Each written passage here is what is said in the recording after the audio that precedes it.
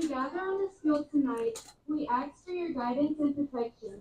Help us to play with good sportsmanship, respecting our opponents and teammates throughout the game. Watch over our players tonight and keep them safe from injuries. We also lift up those who are battling or have been affected by cancer. We ask for your healing touch and strength for them and their families. We pray for our brave men and women in the armed forces. Please bring safety and courage as they dedicate their lives to serving our country. In Jesus' name we pray. Amen. Amen. Great job, Corey. Please remain standing. As we honor our American flag, the colors tonight are presented by South Lafourche JROTC, 12th Battalion Color Guard, under the direction of Cadet Captain Caleb Diaz, accompanied by Cadet Lieutenant Jared Pike, Cadet Ariana Portello, and Cadet Tessa Delot. Our national anthem will be performed by the Pride of South Lafourche Marching Tarpon Band, led by Director Randy Chasson. Sing it proud and sing it loud tonight.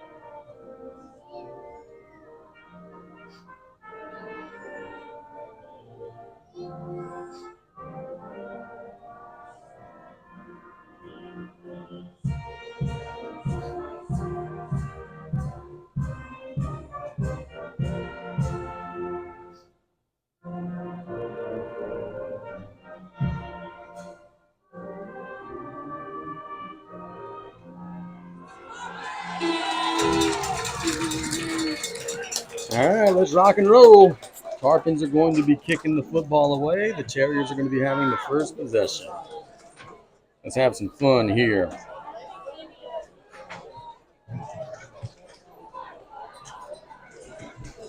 Beautiful evening for football. That sure is. It does feel like fall weather, man. Gorgeous, gorgeous evening.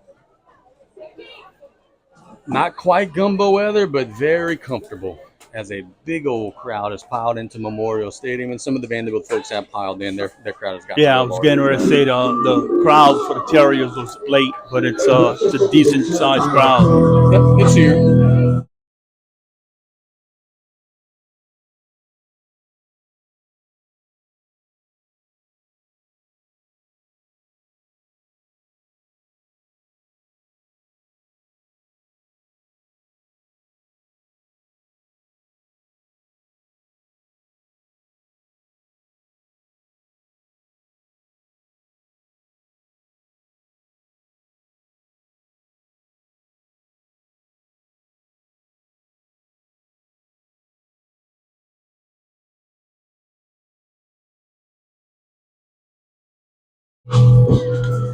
Let's roll. It is a pop kick that'll be caught at the 25-yard line by the Terriers, working up the field, hit at the 35 and slung down at the 35.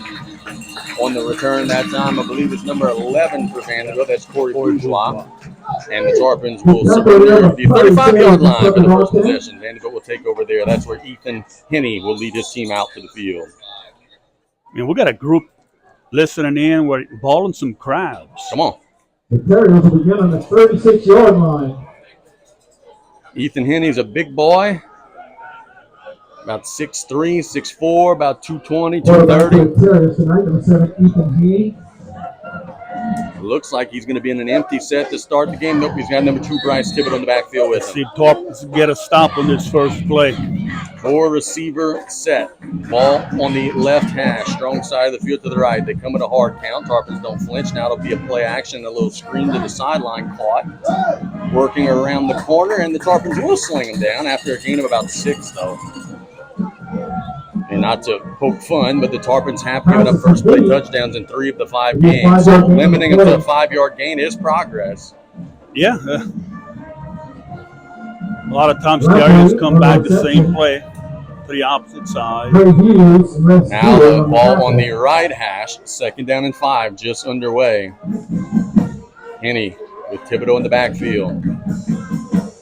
Play action, steps up under pressure, gets out of pressure, will look to run, lowers his shoulder near midfield, does get a first down. Tarpons had good pursuit, nearly got a sack on him, but Henny broke out of the tackle, showed his strength, and got up the field and picked up about 7 for a first down. That's where he can be dangerous in that open field if he gets pass contained.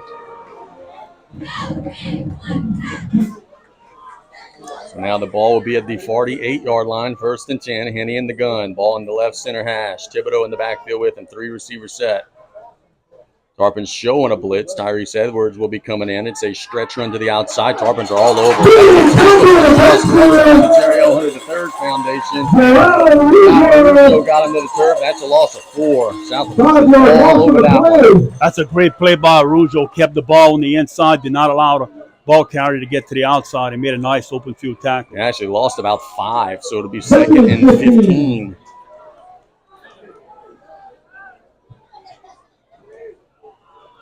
So the Terriers against the sticks.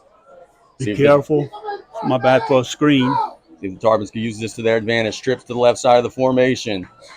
Here is a screen. Good call, Coach. Can the Tarpons rally to the ball? They can. And they will throw. He breaks out of the pile and will get to the outside. 50-45, still running.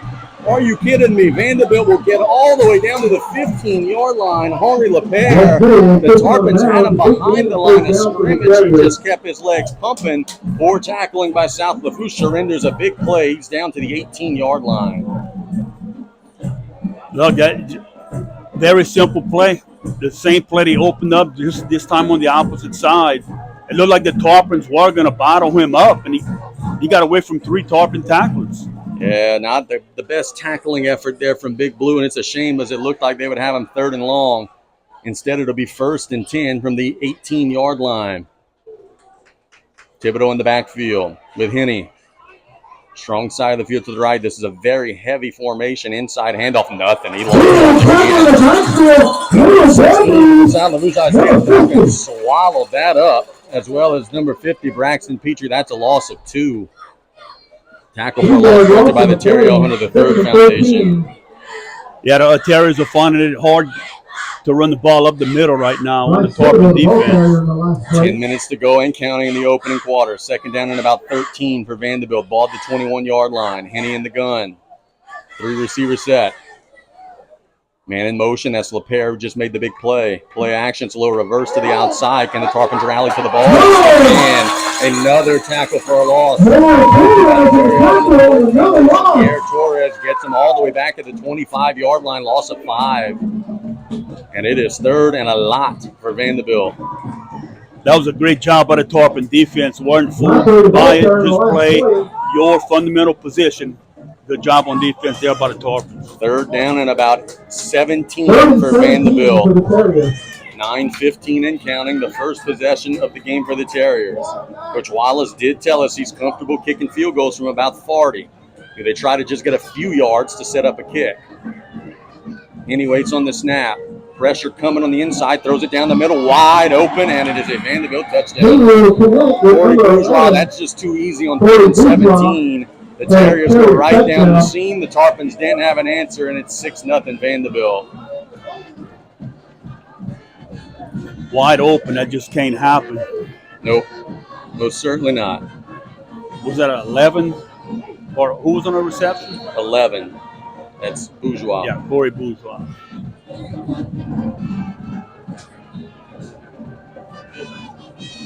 Extra point is up and it is good. So the Terriers will have a 7-0 lead. We'll be back in 1 minute here on the Tarpon Sports Radio Network.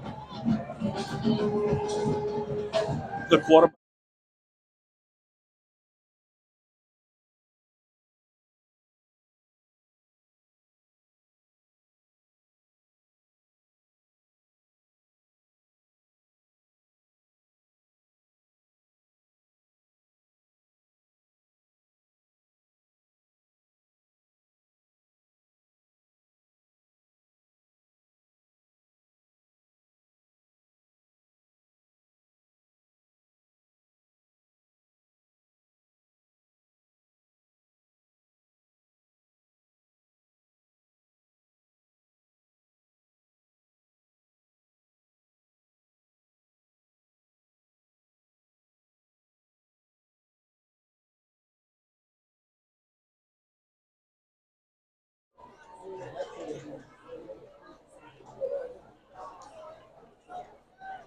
Terriers will kick it away. It's number 41, Ethan Prejean, who will be kicking it. Tarpons have, let's see, that's Hughes, Jarvis. Hughes is actually one of the up men. If it's a pop kick, Vandebilt better be careful, but he's standing at the 25, and it is a little squibber that the Tarpons will fall on at the 32-yard line. That's Dewey falling on the ball for the Tarpons. Good job of stopping the ball from rolling. Ain't nothing wrong with that. Tarpons will have good starting field position at the 32. That's where Josh Mack will lead the troops out onto the field. A little bit of a heartbreaker. Your last drive, you face a 3rd and 17. You feel like you're going to get off the field. Vandebilt hits the big pass play. Now you got to answer as a Tarpon offense, and it's been a very explosive Tarpon offense that'll start in a 5-receiver empty set. Mack waiting on the snap. He's got it. He's looking to throw. Has time. Shoots it to the sideline, and it's incomplete. A little behind. Jarvis, there was coverage all over him. Terriers were ready for that one. Yeah, the pass was a little bit behind Jarvis. Jarvis tried to adjust, but it was just too much tight coverage. A lot of congestion. Vandebilt playing what appears to be a 33 defense, which would be 3 down linemen, 3 linebackers, 5 defensive backs. Tarpons have trips to the left side, 2nd and 10. Inside handoff to Dardar. And he's going to dive forward across the 35. Boy, it really didn't feel like he was going to get anything, but he ends up picking up about 4 yards. Yeah, nice run by Dardar and a good push up front. Just keep moving. They're moving that line of scrimmage. Now it's a 3rd and manageable. 3rd and 6. How does Vandebilt try to defend this Tarpon offense? Terrence Petrie's in the slot to the left. He is usually the go-to target. Man in motion is Jarvis. Matt gets the snap.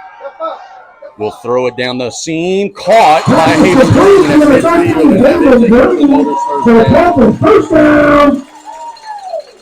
Boy, that was a tight window throw there. They hit him right in stride. Haven Green, who's been stepping up big in recent weeks, comes through with a big one. Golden Motors first down. You can come back to that play. Jarvis ran across the formation, was also open, but a nice job by Green catching that football. So the Tarpons are at midfield, 1st and 10. 3 receivers set. Green at a tight end. Hand off to Dardar, picking through the line, bouncing out of the aisle and getting 10 yards and more. Driving 35, dropped to the 31. It felt like Dardar was going to get a yard or 2. He just kept pumping, bounced outside, and he picks up about 20 and another Golden Motors first down. Well, that's what happens when you keep your feet moving and that momentum moving forward. You can slip some of these tackles. So the Tarpons are now on the move. 7:35 and counting in the opening quarter. In the gun. Strong side of the formation to the left. Inside handoff to Dardar. He gets across the 30, not much more. There's a late flag that comes in.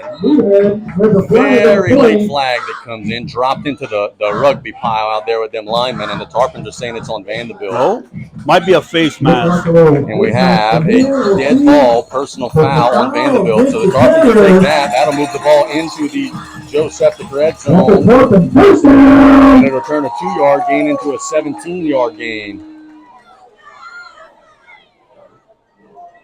They're walking it off inside the 15. Ball at about the 14.5-yard line. Got to answer right here if you're Big Blue. You've moved it all the way into the red zone. 1st and 10 from the 14.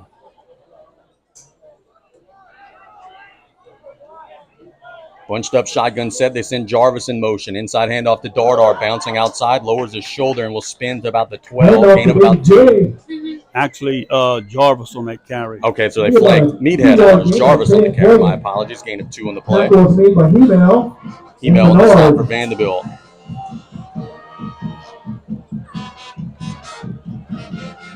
So 2nd down and 8. This has been Josh Mack to Terrence Pete country for the last several years. Instead, it's inside handoff to Dardar inside the 10, pushing to about the 7. And it's a nice 2nd down game. Will create a 3rd and about 4 or so. They put the ball at the 8-yard line. So 3rd and 4. 3rd and 4. Vandebilt scored in their opening drive. The Tarpons are inside the 10 trying to do the same. In the gun, strong side of the field to the left side of the formation. Mack waiting on the snap. It'll be he and Jarvis in the backfield. They hand it to Jarvis, and he's going to not get the first down. He does get a little closer. They'll put him down at about the 6.5, so it'll be 4th and short, 4 and about 2.5. You are in field goal range, but I do not think the Tarpons want to give up or get just 3 here.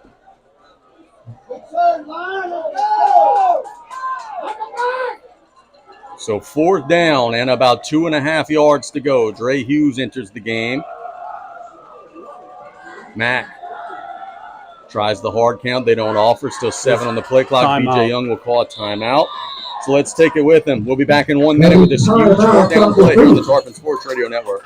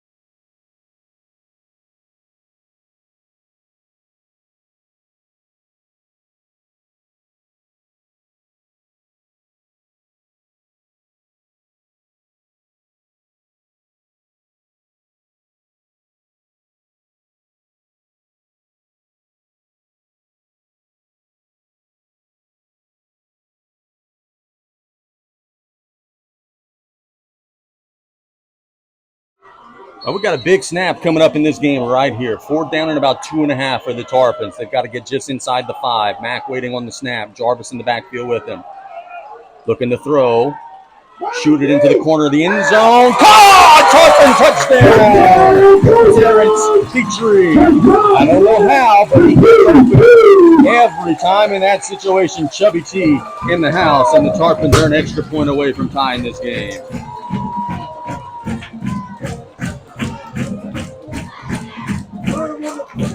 BJ says some plays are going through the read, some plays are tagged. I think that one might have been, hey, we're throwing the ball to 1. Yeah, Mac had him zoomed in the entire time. Extra points were an issue last week. This one is right down the middle. So the Tarpons answer. We're tied 7 apiece. Defense's turn when we get back in 1 minute here on the Tarpon Sports Radio Network.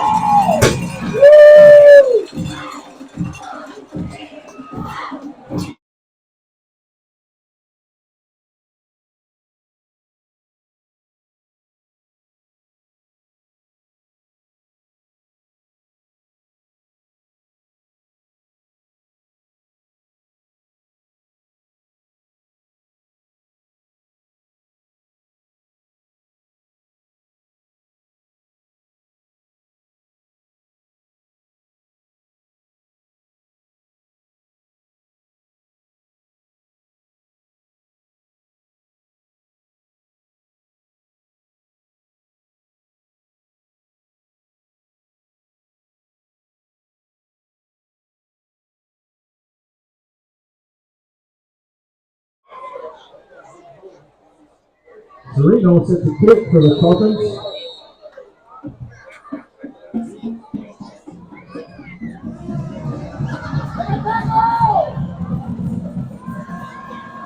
Vandebilt will get the kickoff at the 25-yard line, working up the field, and we stacked up and dropped about the 34. That's number 11, Corey Bourgeois again. And the Terriers will take over almost exactly where they started their last drive. On the tackle for South Lafourche on the 5:02 to go in the opening quarter. Both teams have had 1 possession. Both teams have scored a touchdown. Sawyer Wells in the game for the Tarpons on defense. See if the Tarpons can continue to bottle up that run like they did on the last drive. They forced Vandebilt into some 3rd and longs. The problem was Vandebilt converted them. And he will have Thibodeau in the backfield with him.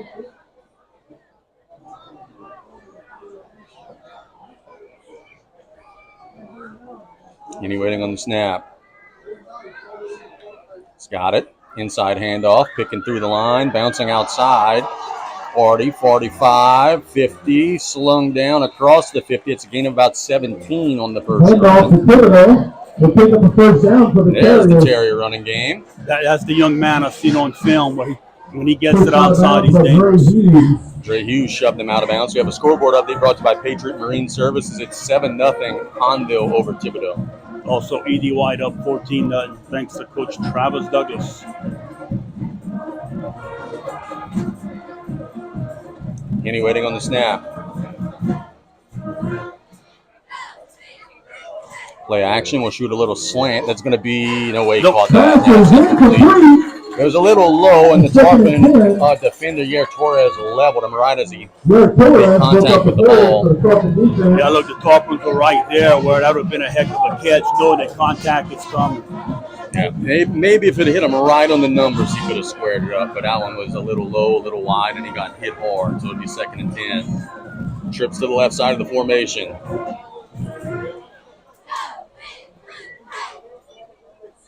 Play action. There's a screen again. Tarpons rallying to the ball. They'll hit him and drop him at about the 43. Gain of about 6 or 7. Number 15 on the grab, I believe. 16 on the grab. Henri LePere. I'd like to thank Josh Jumbo watching again from Sydney, Australia. All right, and that's crazy. That's amazing. Third down. 3rd and 4. Tarpons trying to get a big stop here. Boy, a tackle for a loss brought to you by the Terry Hunter III Foundation would be real nice if you're a fan of Big Blue. Man in motion. Tarpons showing blitz. Henny will throw a little tunnel. Oh. It's going to be caught. And working up the field, 30, 25, 20, 15, 10. Slung down inside the 5 as William Ardon. Terrence was on his hip the entire way. And then he made the catch and then just shook him off and got up the field. Well, I think the receiver did a good job of catching it and spinning toward upfield and got away from Petrie. And that was a long catch and run.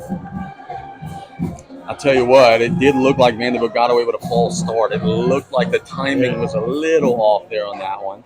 But they'll take it 1st and goal. And the Tarpons will not get flagged for offsides. Vandebilt instead will snap it and not get anything. That's where even was the Tarpons the play before Vandebilt, I thought, had a false start.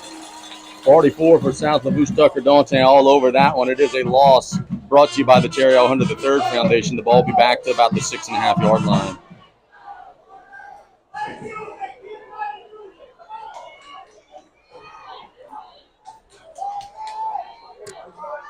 .330 and counting in the opening quarter. Coach Woods is way outside his coaching box. Let's see if he gets a sideline warning. He's standing at the 10. Man in motion. Henny will get the snap. Inside handoff and cutting into the end zone is number 2, Bryce Thibodeau. So Vandebilt getting another touchdown reward. It's 13-7.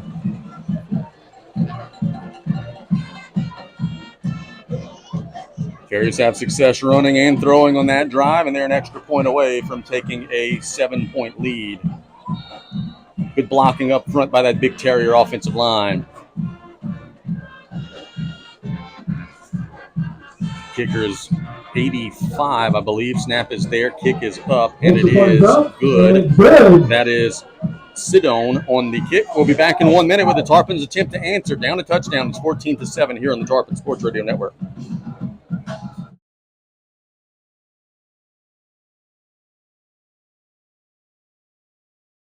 Get ready for next level performance. Terrebonne General Performance Training Center is now open at our all-new expanded location. Our highly qualified staff, certified in strength and conditioning, is backed by the healthcare experts at Terrebonne General Health System. This collaborative program provides the perfect tools needed to reach and exceed your fitness goals. To learn more about taking your fitness to the next level, visit the Terrebonne General Performance Training Center at tghealthsystem.com.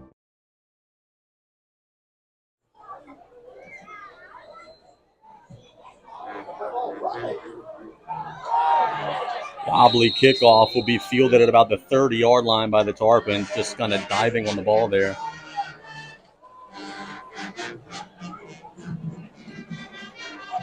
Have to come back after The this ball is covered by one. number 3, Brock Odell. The Tarpons will get the ball on the 30-yard line.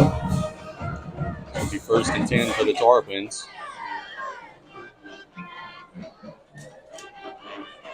Ball at the 30-yard line. Ball will be on the left hash.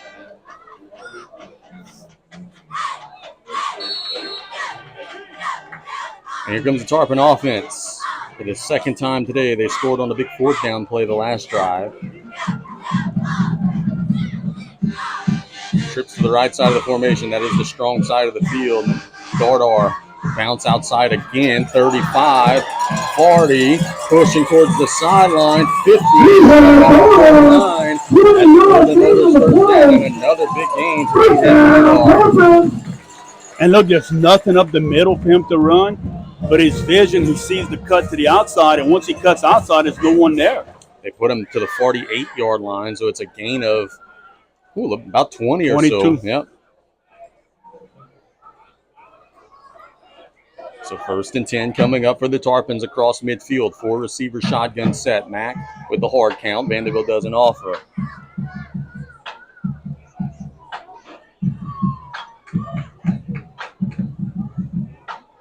Mack gets the snap, hands it to Dardar again. Picking through the line. This time a bit of the yard line, gain of about 7.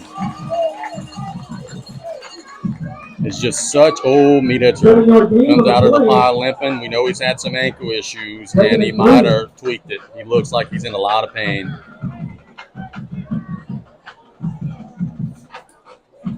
And he goes straight to the training table. That's no good.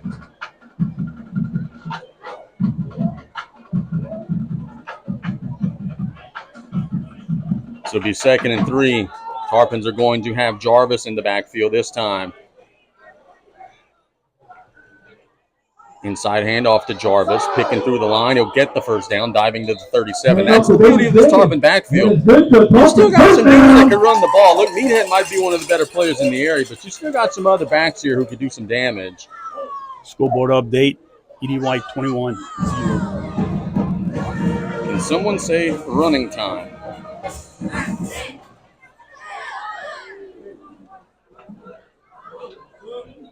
Two minutes to go in the opening quarter. Mack will be in an empty shotgun set. Has time.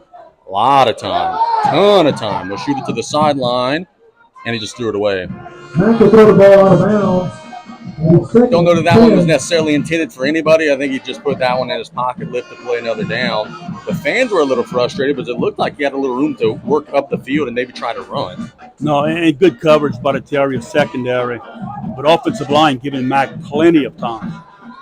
On that play, the Terriers only sent 3, so you had a 5-on-3 advantage blocking them. 2nd and 10.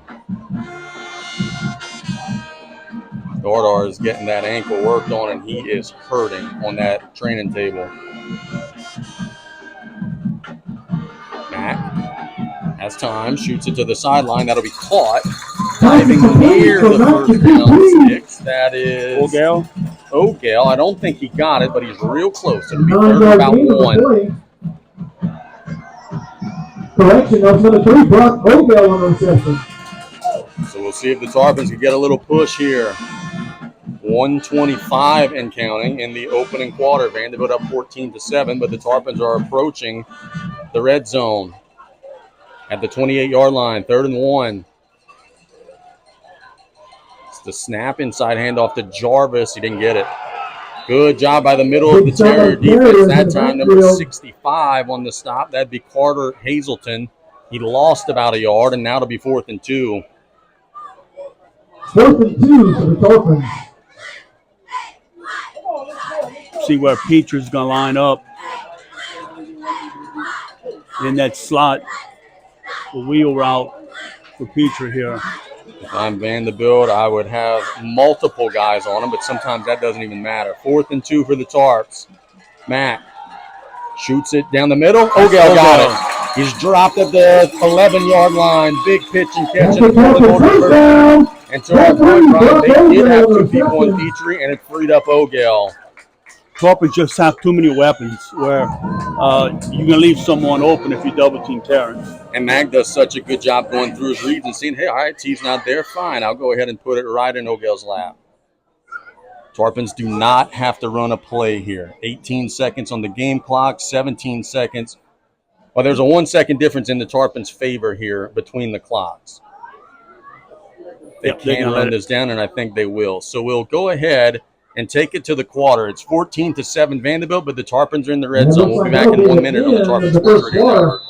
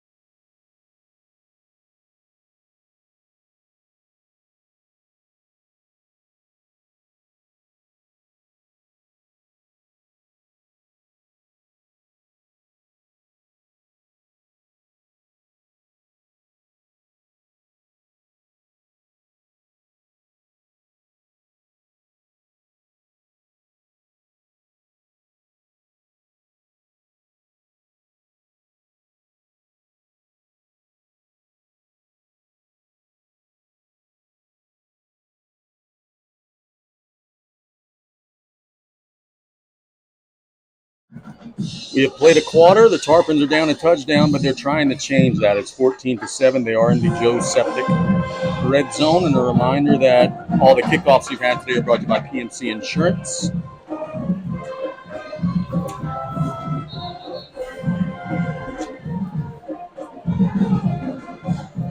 And they're making their way out there. Also, want to remind everybody of the French Food Festival, October 24th to 26th at the La Rose Civic Center, celebrating 50 years of food and family fun. Tarpons are not going to have a first and goal, but it ain't far. They're just on the other side of the 10 at about the 11-yard line. It'll be Dre Hughes and Jarvis in the backfield. Now just Dre as Jarvis goes in motion. Meathead's still on the training table, and he's in a lot of pain. Got that ankle iced up. So hand it to Dre. Dre with a little burst, getting to about the 5-yard line. So a nice first down gain of about 5. Yeah, that was a good running, good block. He had a hold that opened up right over the middle. And Dre did a good job of just solid block. Crash Menard on the stop for Vandebilt. 2nd and 4 for the Tarpons. Trips to the left side of the formation. Mack. The hard count, doesn't bite. Looking to the sideline. Play clock down to 10. The Tarpons are getting ready. Play clock down to 7. Now they're on the ball. They'll hand it to Hughes again. Trying to bounce outside and slung down. So he will actually lose a yard or two that time. Number 90, I believe, on the stop for Vandebilt. 99 on the stop for Vandebilt. That would be Thomas Lecomte.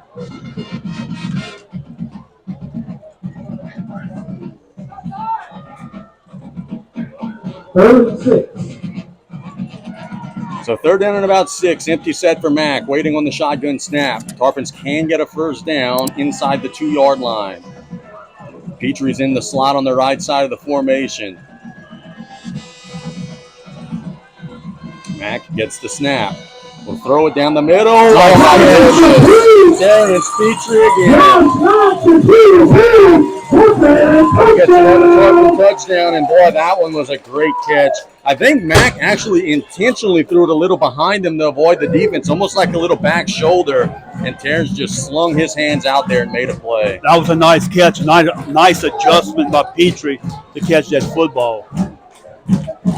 So the Tarpons are an extra point away from maybe tying this thing up. Serrano, there's the snap. The kick is up, and it is right in the middle. So we're tied at 14. We'll be back in 1 minute. See if anybody can get a stop here. 10:35 to go in the opening half. We'll be back on the Tarpon Sports Radio Network.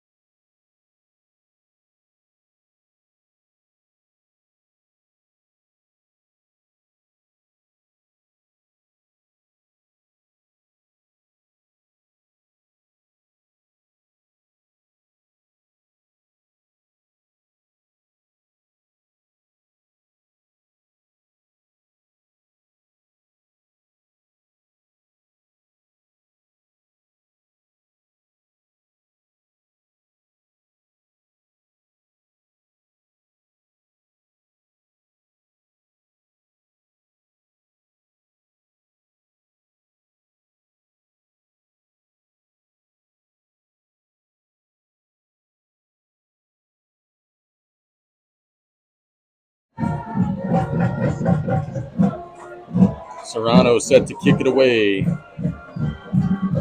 There's the kick. It's a high kick towards the sideline. Will be caught at the 20-yard line, working up the field. Tarpons are going to stack him up at about the 33. That was a return by Corey Bourgeois. Tackle up Tarpons. Tell you what, South Lafourche coverage teams on the kicks have been real good this year. Yeah, they have.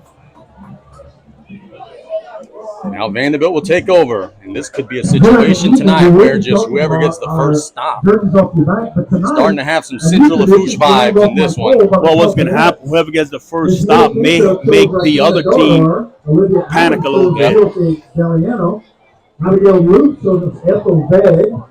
First and 10 for the Terriers. Henny. Inside handoff to Thibodeau, bouncing outside. The Tarpons down. Rest of the stop. That's under the third foundation. Slung back to the 29-yard line. It's a loss of about 5. Yeah, it was a nice play by Dewey. Did not allow Thibodeau to get to the outside.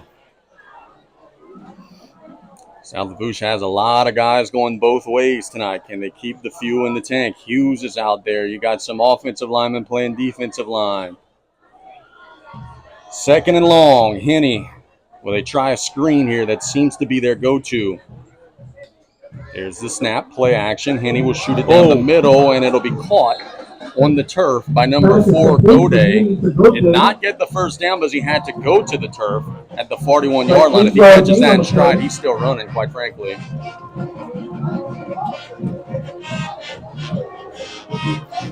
Tarpons caught a break there where he had to go down, because if not, he could have taken that one to the house. The middle of the field has been wide open tonight for the Terriers.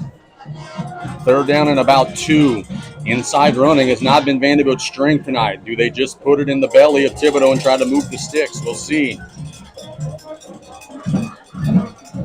Henny will keep it, and he's going to pin on the spot. I think they gave it to him. Big boy runs up the middle, didn't need much, and he did get the first down. He needed about 2. He got about 2.5. What a play by Duncan. He dove, and I mean, that was just a nice play. And Vandebilt just got the first down. Scoreboard update brought to you by Patriot Marine Services, Honville 7, Thibodeau 6. Henny waiting on the snap. Tarpons adjusting their formation. Handed off to Thibodeau, bouncing outside. Tarpons are trying to rally. They'll tackle him across midfield. He got about 8 or 9. Tell you what, the middle is not there. The Tarpons have that bottled up. It's just a matter of whether or not they have contained when he bounces outside or not. And that's been a 50-50 bag tonight. Yeah, you can see the Terriers are trying to get everything to the outside, because when they bump up at the line of scrimmage, they kick it out. So it'll be 2nd and 1, ball at the 48-yard line. 8:23 and counting in the opening half. We're tied at 14. Henny, play action, shoots a little screen to the sideline, and the Tarpons rally to the ball and will tackle the ball carrier. Only gain of about 2, but they only needed 1. As Wazan on the grab, he gets to the 46-yard line and gets a first down. Terriers receivers out there doing a good job of holding those blocks a long period of time. BJ thought emphasis on the word hold. He was not happy. We'll see if they maybe do get popped for that at some point in the game. New back in the game. And 1st and 10. Henny will hand it on the sweep run to the outside. That's number 12 on the carry, Jay Smith. Gain of about 4 or 5. It's about the 42. A 5-yard gain on the play. 7:33 and counting.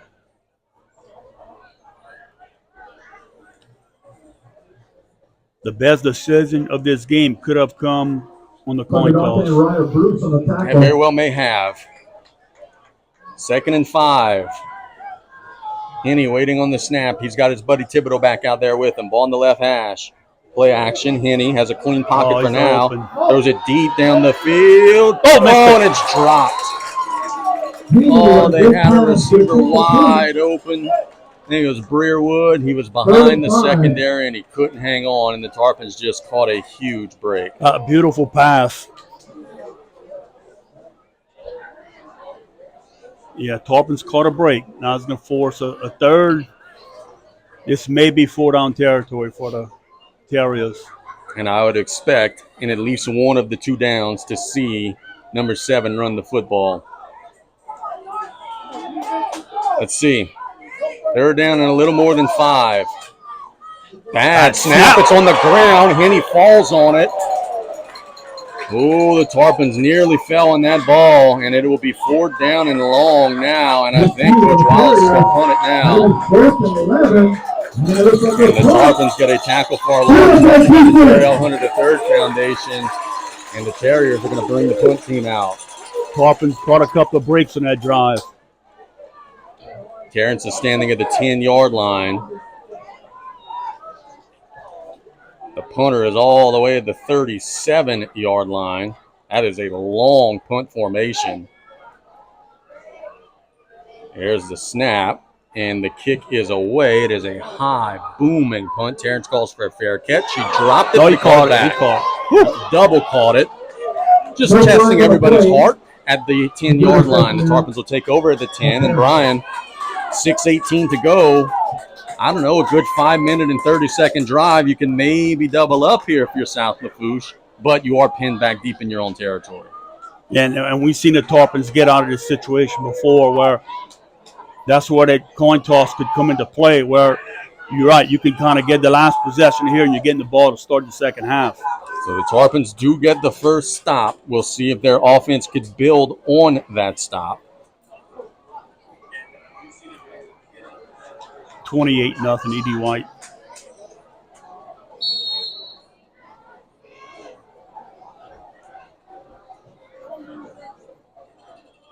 It's going to be 1st and 10 for the Tarps. Hughes in the backfield.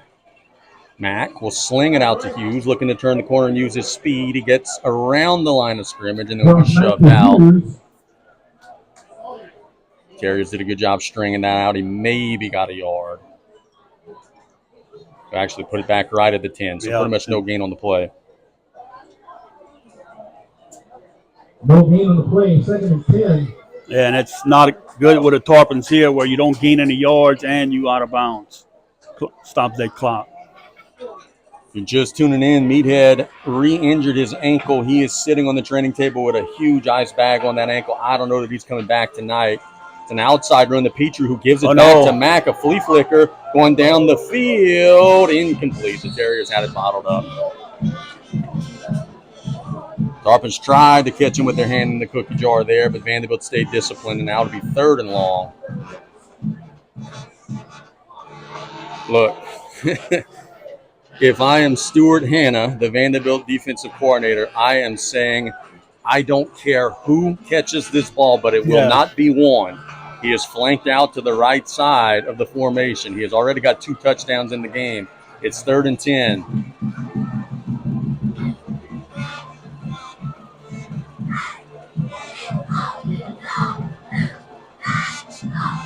Waiting on the snap. Mack. Throw it to the sideline, and that won't be enough for a 1st down. A little short pitch and catch to Jarvis. He got to about the 13. And Vandebilt will answer South Lafourche's stop with one of their own. The Tarpons have to punt it away.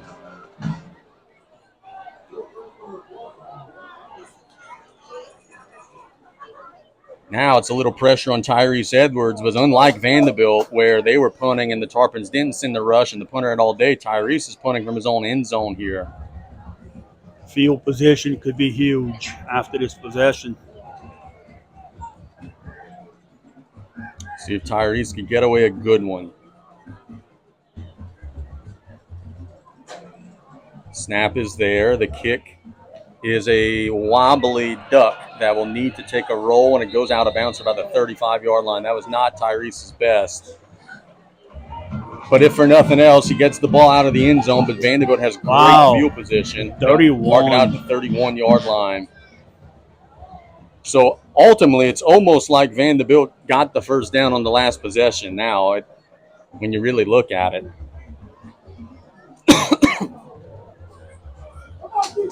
5:16 to go.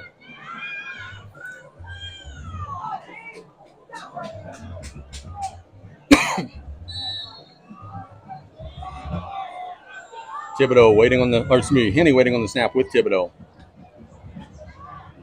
Outside handoff, looking to turn the corner. Going to be stacked up. Handoff to Thibodeau. What's crazy how Thibodeau gives up yards waiting for that field to open up for him. Ryan, you don't want to know why I'm coughing. And 53, Wyatt Gossar. Oh, boy. One just flew straight in the mouth and down the gullet, and I am struggling. 2nd down and 6.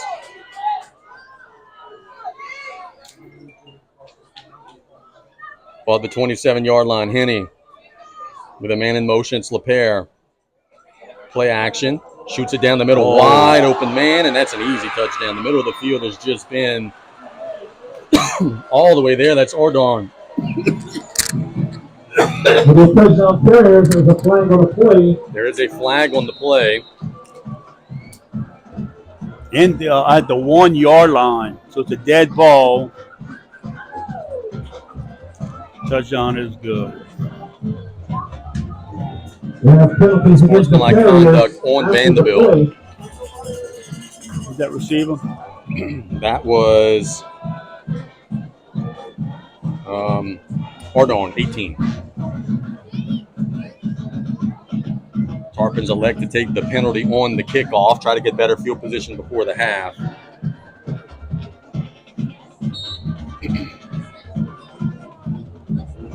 Burden to hold. Snap is there. Kick is up.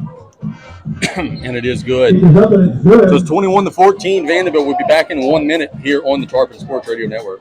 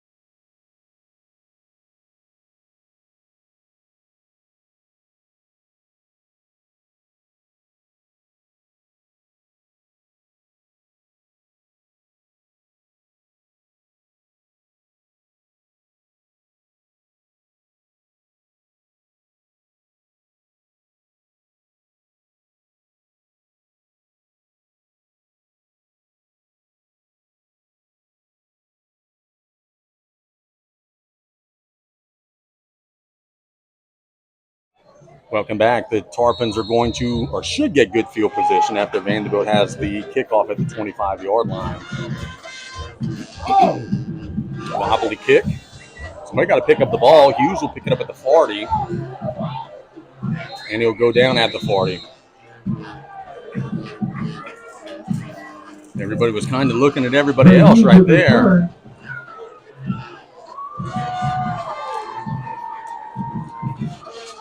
Pretty well for the key block. Tarpons will now play 1st and 10 from their own 40 with 4:26 to go. Got some people texting in. They're worried about you, Casey. Swallowed a bug, brother. I am okay.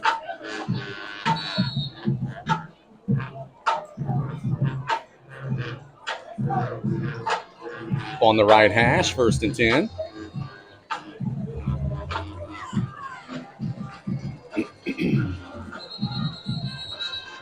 And BJ will call a timeout. So the Tarpons are going to take a timeout. Let's take it with them. We'll be back in 1 minute here on the Tarpon Sports Radio Network.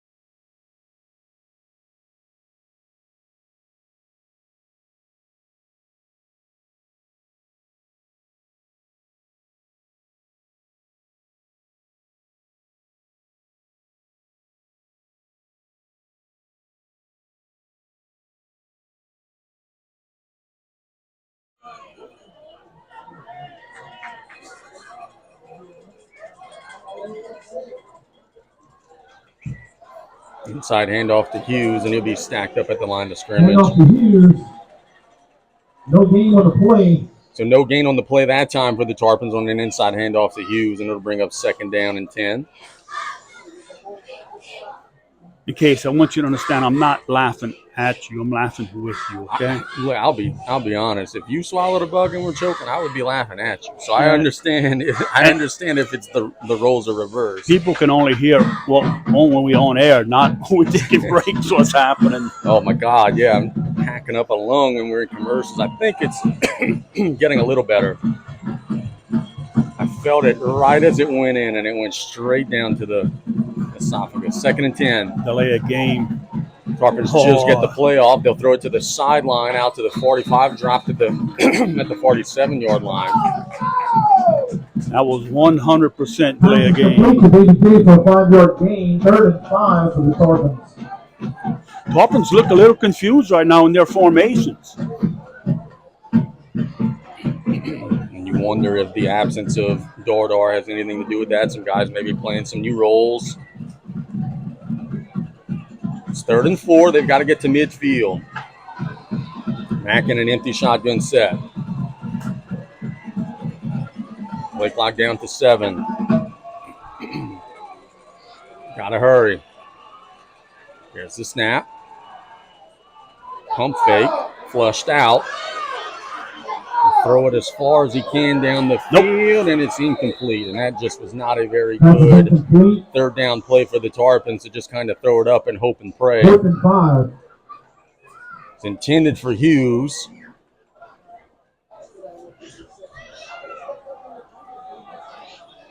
Looks like the Tarpons are going to go for it right here. I don't know if they'll snap the ball. Yeah, Mack can punt from this formation. 4th and 4. We don't think the Tarpons are going to actually run a play. And now I know they're not going to run a play because Mack is in the punt setup, and he will get it away. It's actually a pretty good punt. We'll take a Tarpon roll. Yes. And will be killed at about the 17-yard line, maybe even the 16-yard line. So the Tarpons have 3:13 to try to get a stop before the half. Josh Mack with the punt. And the Terriers back behind the 20-yard line. Vandebilt's defense is stiffened up.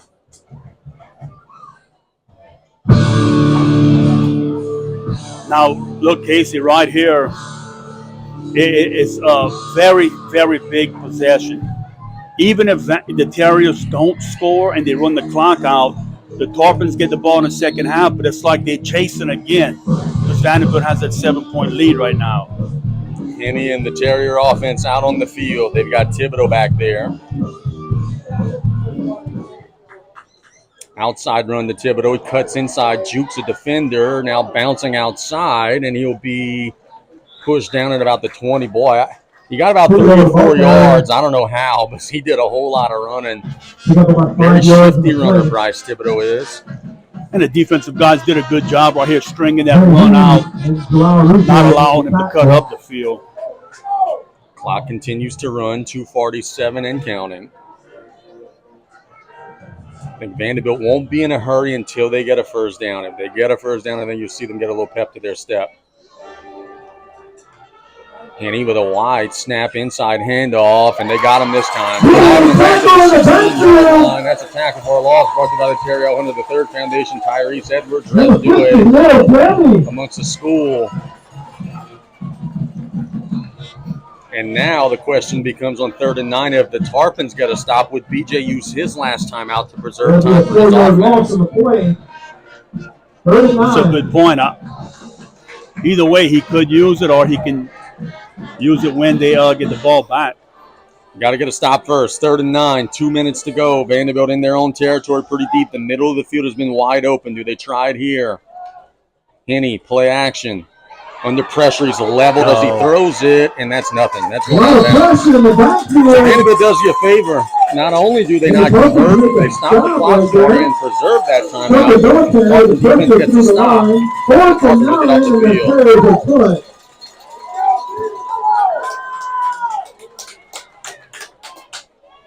I'm not sure that one right there. He was going to that one receiver the entire time, and the back did a good job forcing him to that sideline. Yeah, he also got leveled as he was throwing it too. Corey Bourgeois, that's a pretty good athlete at punter. Just be careful. Terrence is standing at the 48-yard line. Snap is there. Kick is a line drive. Terrence calling for a fair catch, and it'll sail over his head. And, boy, that thing's going to roll, roll, roll. That's a beautiful, perhaps game-changing punt from Bourgeois.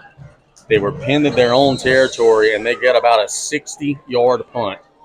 Nice punt by the Terriers. You think this is a well-coached football team? Their gunners are all running downfield. The ball was rolling. When it stopped, they stayed and stared at it until the official blew the whistle. Yep. And those couple of seconds could be huge. So the Tarpons now have 1:48 and 1 timeout. It felt like they were going to get great field position, but the punt from Bourgeois negated that.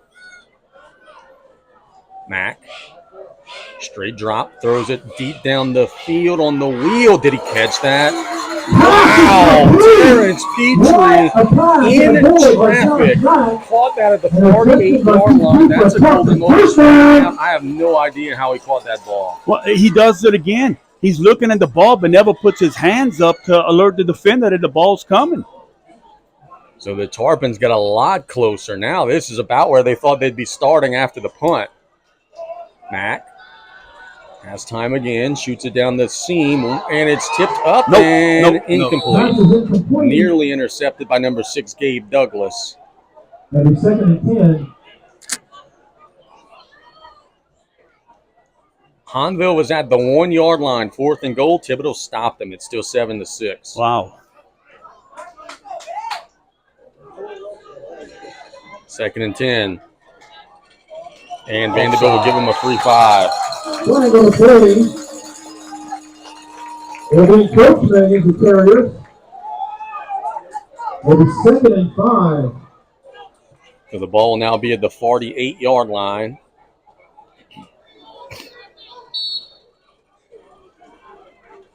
Tarpons can score here. That last stop on defense is going to be the stop of the game.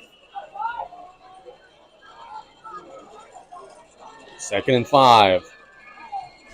Mack shoots it down the middle of the field. Incomplete and intercepted. It was tipped up in the air, and the Terriers are working it all the way maybe to the house. 30, 25, 20, Flags. 15, 10, 5, touchdown. Flags on the play. Jaden Coleman, there are multiple flags on the play. There's a pile of flags at the 40 and a pile of flags at the other 30. 4 flags here on the play. So just about every flag on the field. I think they came after the There's a interception. bunch of laundry on the field. So we think the interception will stand. That was a pass that was tipped by the Tarpon receiver into Coleman's hands. Coleman's that great basketball player on campus. He showed his wheels. Tarpon defense is in extra point position. I'm not exactly sure why, but unless if they know the fouls are on them. Yeah, Coach Woods is going to call them back. Yeah, you don't know exactly what's going on here. There's a flag at the 32, a flag at the 39. Those are in Vandebilt territory. Then there's a flag at the 40 and a flag at the 41 in Tarpon territory. 2 separate fouls. Could have been a block in the back, a blindside block.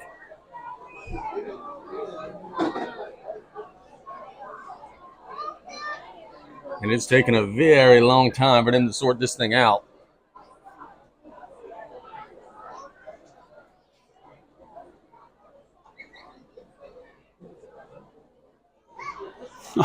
I don't know.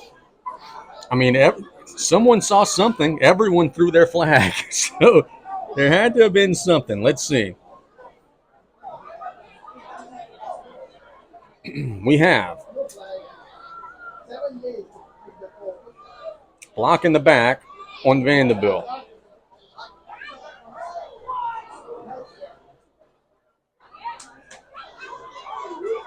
So 2 blocks in the back on Vandebilt. Obviously, the Tarpons will take the one farther down the field at the 30 or so.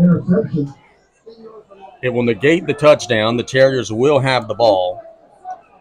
Where is this ball going to be spot? Around midfield. I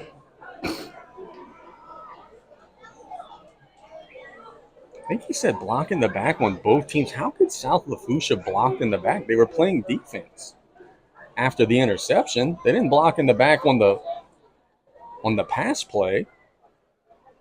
But Vandebilt will have the ball at the 49, 1:17 to go.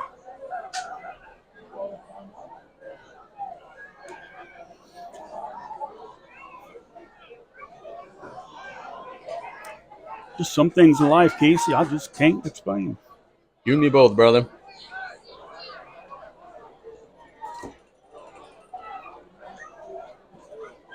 All right, Tarpon fans, let's cheer on our defense. Terriers do have a good field goal kicker, and 3 points would be huge before the half. They also have Jay Smith in the game at running back and a 4-receiver shotgun set, ball in the right hash. Henny. Waiting on the snap. Play action. Throws it as far as he can down the field. Incomplete. Intended for number 16, Henri Lapierre, and number 19, Vandebilt, and separated him from the ball. And there's roughing the passer on South Lafourche. Flag at the 37-yard line, or 42-yard line, rather. When we were looking at our eyes down the field, the flag did come out, and it was roughing the passer on South Lafourche. Roughing the passer? Wayne Sherman sends a text that they need him to referee. I think last time he officially called a game here, he threw his flag so high, I think it's still stuck in the lights. I didn't see the. No, you and I were both looking at the bomb down the field. We didn't see it, and I think most of the fans are in the same boat. They were looking down the field too. Your eyes are not trained to stay looking at the quarterback when the ball's 50 yards down the field. The Vandebilt now in good territory at the 36-yard line. Henny will keep it, and boy, he got some green. At the 30, he'll be stacked up. And the will continue to run. Will Brian Wallace call a timeout? 58 seconds and counting, and he will call a timeout. I don't think they have used any of them. I think that's their first. I'll be honest, as soon as Henny pulled the ball, looking at the real estate, I thought it was going to be a huge play. So the Tarpons did a good job rallying and holding him to just 7.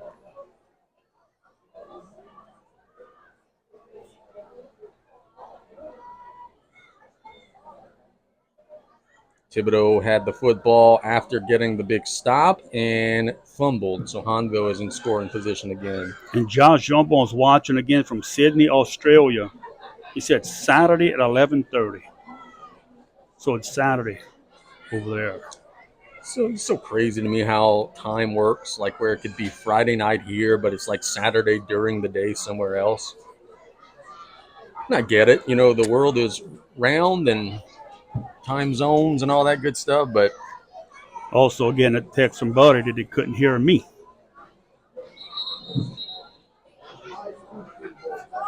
Yeah, I hear you. I don't know.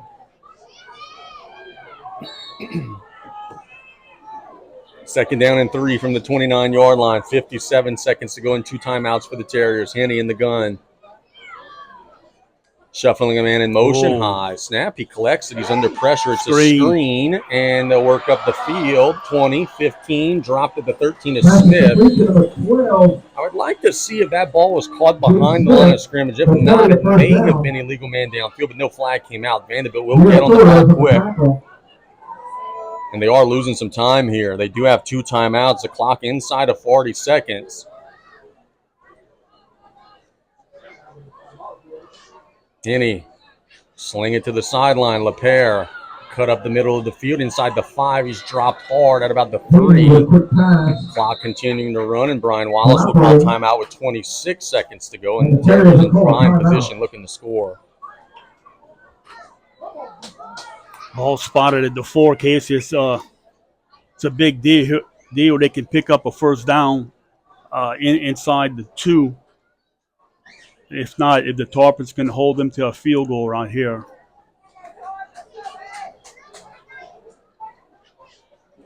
read that there at the top.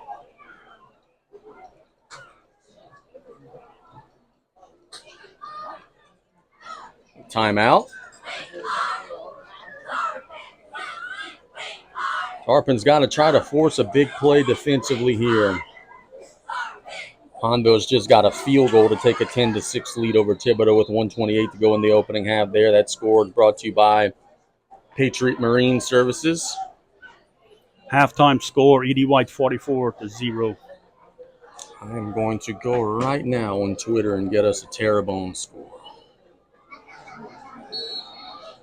I know there's got to be some sort of reporters or something there. Here, Vandebilt will be in a power eye. They do have one timeout. They fumbled the ball, and they're going to fall on it. Man, the Tarpons just couldn't catch a break. Brian Wallace calls his last timeout with 19 seconds to go. How often do we see that where a team goes under center and they're not used to going under center, and the one time they try it, they fumble? Now I'm curious here to see with the Terriers, will they try and go to the wide side of the field? Tarpons have been doing a good job of keeping everything on the inside, or will you use the short side of the field as a weapon for you, blocking angles? I think you got to throw it in the end zone, Brian. You have no timeouts. Oh, no more? It's third down. If you get a first down, you could get up and clock it, but if not, you can't. I think they're going to have to throw this ball into the end zone. Third and about 4. Halftime, by the way, St. Charles leading Terrebonne 21-13.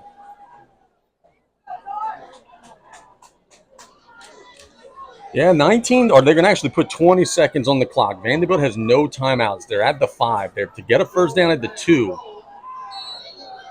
But again, you don't have time to run your field goal team out here, I don't believe. And you can't clock it if you don't get a first down.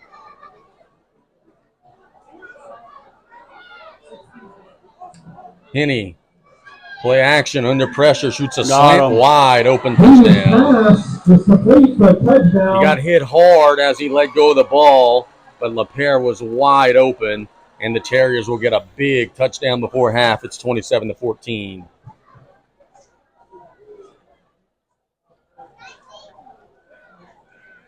They wait the extra point try. Yeah, that was just, he was wide open there on a good route. Ordon will wait the extra point try. Cullen Vert in the hold. Snap is there. Kick is up, and it is good. And Vandebilt will add 7 to their lead. It's 28-14. Let's keep it here. We're about to have a 3-minute halftime break.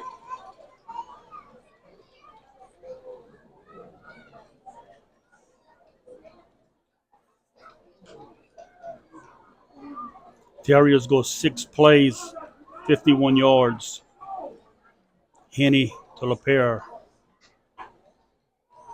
Yep, tough. Tarpons had a good opportunity to try to maybe stop them, but ultimately it was the turnover that gave Vandebilt that good field position.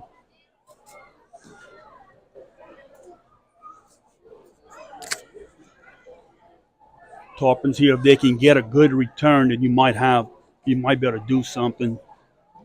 You're only going to have maybe 10 seconds to go. South Lafourche will have the ball to start the second half, but again, you're now down 2 scores, 17 seconds to go.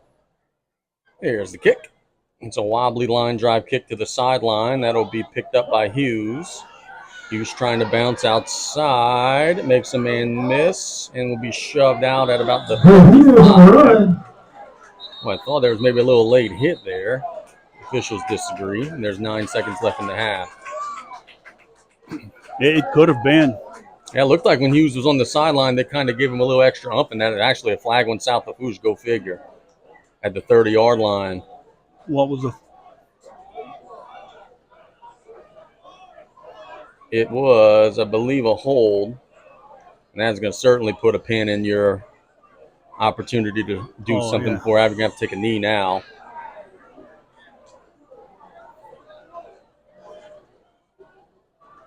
Nine seconds on the clock.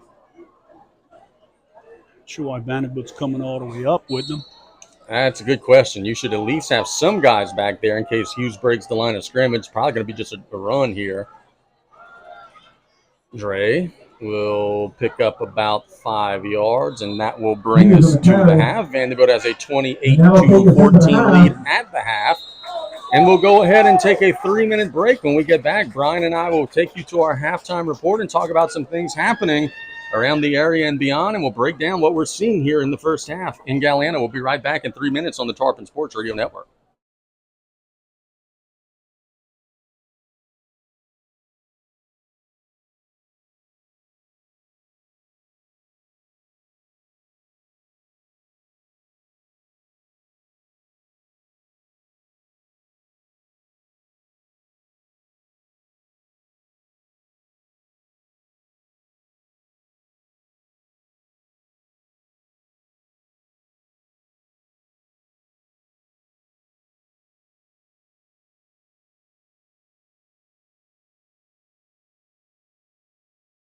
It is our Gulf Coast Orthopedics halftime show. It's a pleasure to be joined by Dr. Jeffrey Stone at Gulf Coast Orthopedics. Doctor, you were telling me before we hit record that you specialize in shoulder and elbow injuries. Let's talk about some of the more common shoulder and elbow injuries that you see in athletes in a given year. Some of the most common shoulder injuries that I see are commonly instability, where you tear what's called the labrum, which is what deepens the socket.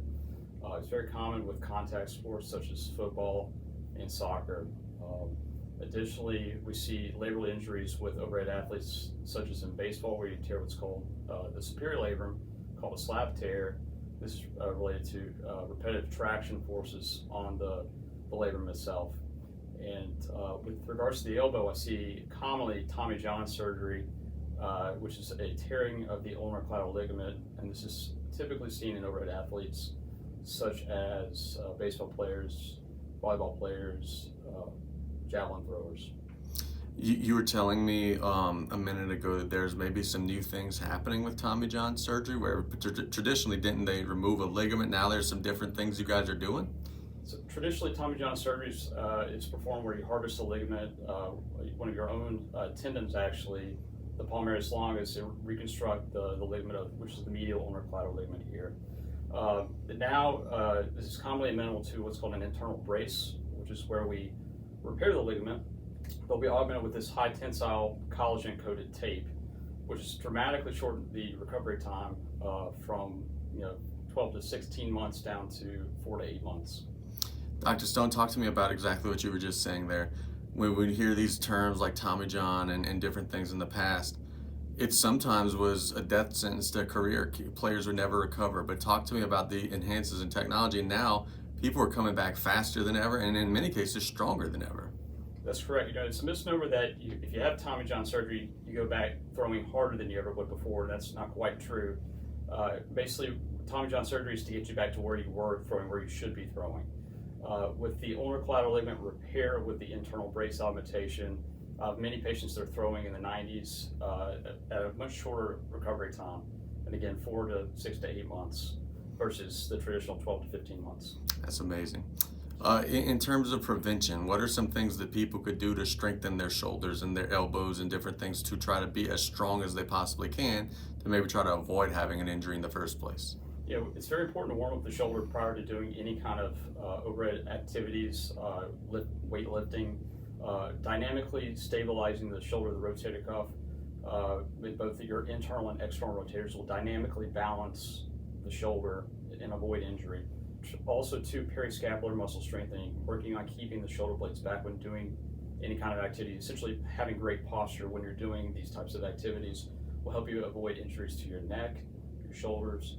It helps them avoid impingement and a lot of problems down the road.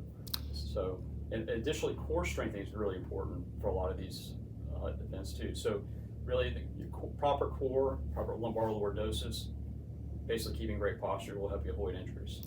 Dr. Stone, you were telling me before we hit record that you've worked with some really famous doctors and some really amazing people. Tell us a little bit about your background, sir.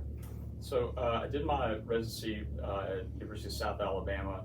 I had the opportunity to train under the world famous Dr. James Andrews, who I got to do a lot of surgery with. I became very close with him and wrote my letter of recommendation for fellowship, which is the reason I got the fellowship that I did, which is arguably the highest volume shoulder elbow fellowship in the country down in Tampa, Florida.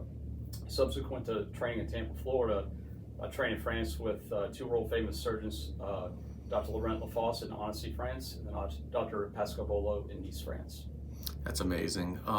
Tell me about this. As a doctor, how fulfilling is it whenever you have someone who has a labrum tear or gets the Tommy John, and it's going to be a long process for them, but then when you hear back from them later, however many months later, and they are recovered, how fulfilling is that to see that the work that you guys did allowed them to get back on the playing fields? It's the best feeling in the world. I mean, it really is one of the most rewarding jobs I could ever imagine. I love my job.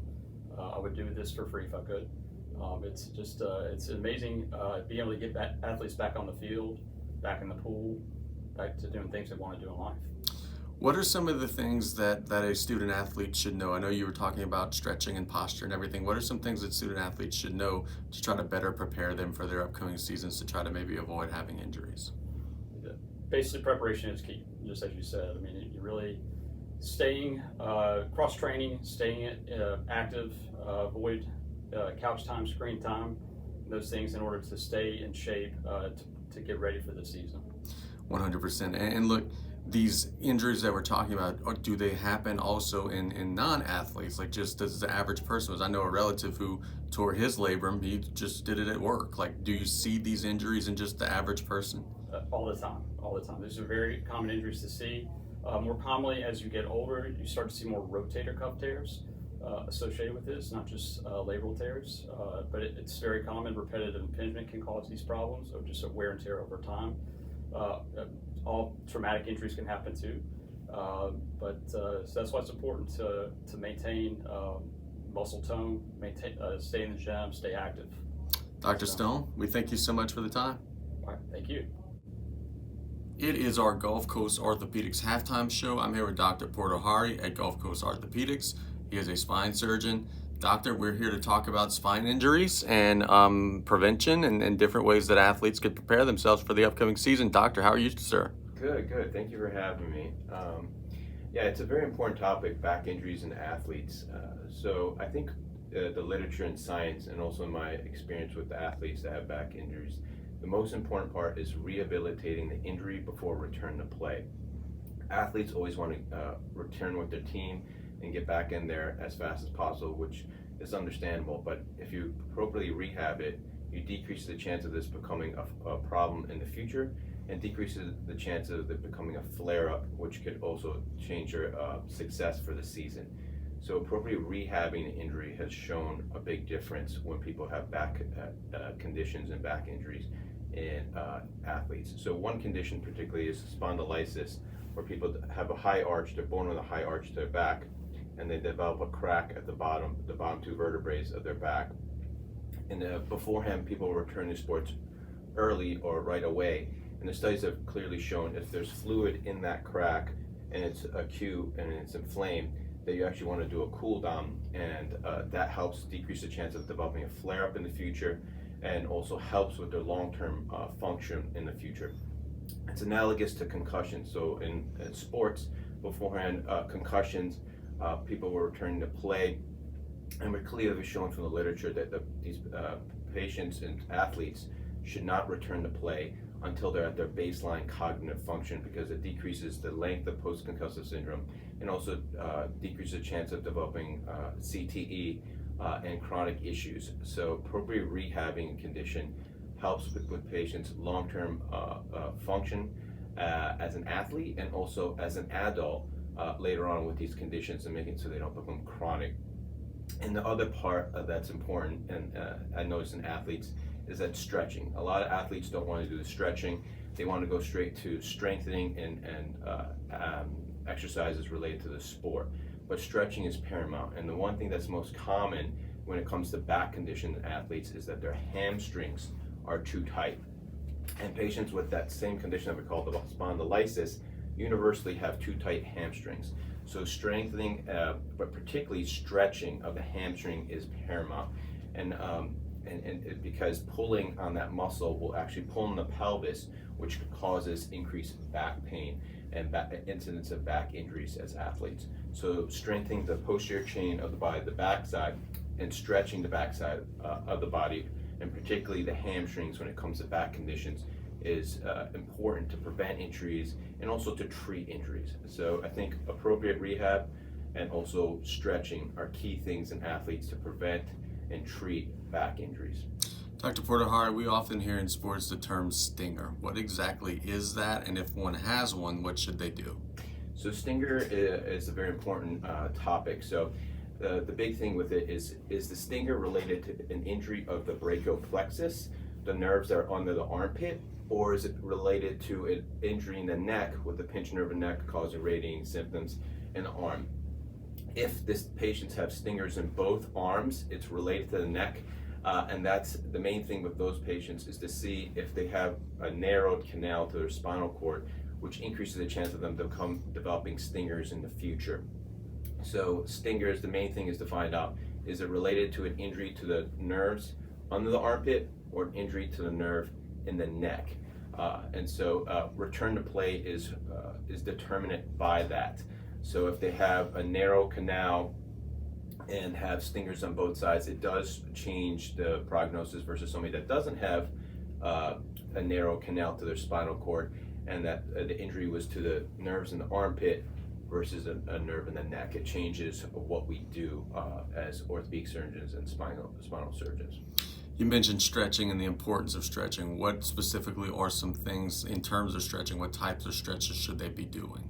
So that's a very important thing. So one thing is, as humans, we're very strong in the muscles on the front of our body, our biceps, pectoralis muscles, and same thing with our legs. And so one thing that is most important in terms of physical therapy and rehabilitation of people, not just for spinal injuries, but orthopedic injuries in general, is stretching and strengthening the posterior chain. So all the muscles from the back of the skull all the way to the back of the foot is important to balance the body, to develop an upright posture where you naturally hold a correct posture because of balance and symmetry between the muscles on the front side and the back side of the back, shoulder, and lower extremities. So posterior chain stretching is important to maintain a proper posture. So you can, if you have a proper posture, you decrease the chances of developing back issues in the future. And this is not just related to athletes, but also adults that are not athletes in terms of decreasing the chance of developing back and neck issues in the future. Strengthening and particularly stretching, stretching is even more important to decrease the chances of having neck and back issues in the future in adults and also in athletes. Doctor, we thank you so much for the time. It's our Gulf Coast Orthopedics Halftime Show. Thank you, sir. Thank you. Have a good day.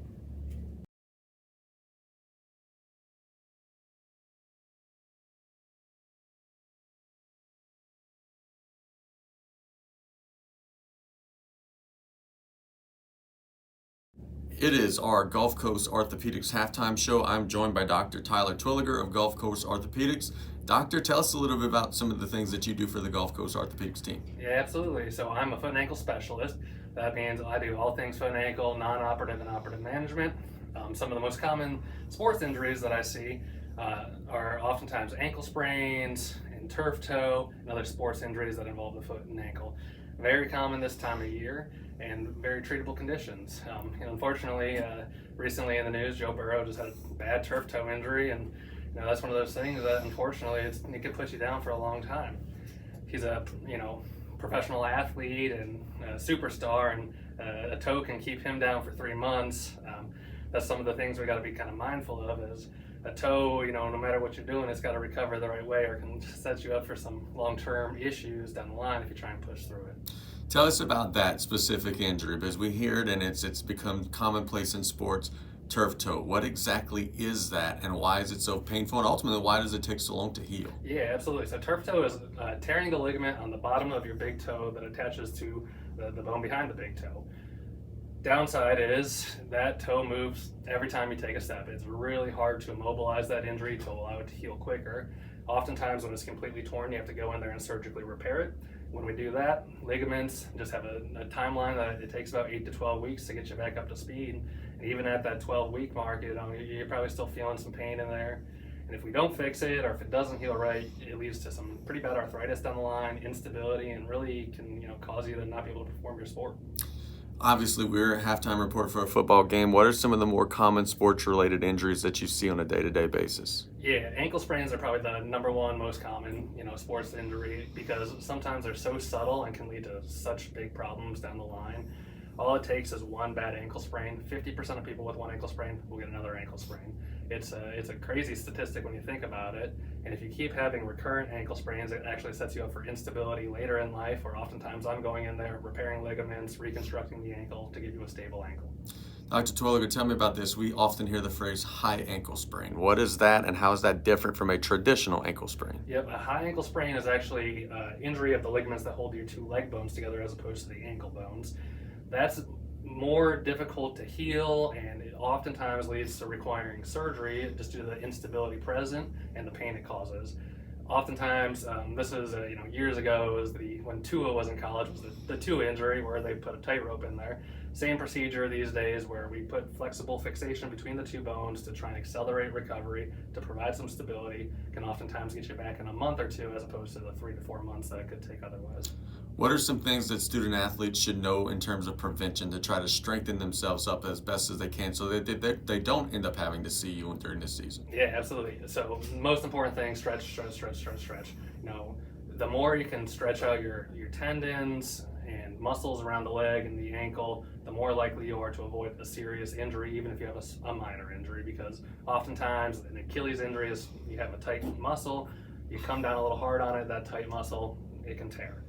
Other things is, making sure you're doing all your rehab balance activity. It's really, it's not all about strength, it's stability as well. So having excellent stability where you feel like you can stand on one ankle, you have good balance, most important thing you can do.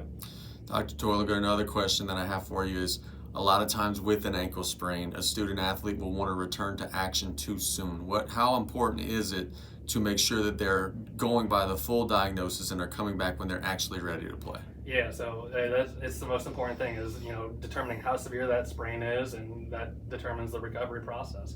There are some sprains where I can tape you, get you taped up on the sideline and send you right back in the game. Those are the more minor sprains. If you have a sprain where you're completely tearing your ligaments, you're going to be off for a month or two because you need to be immobilized in a boot. You need to do some physical therapy afterwards in order to prevent that from coming back.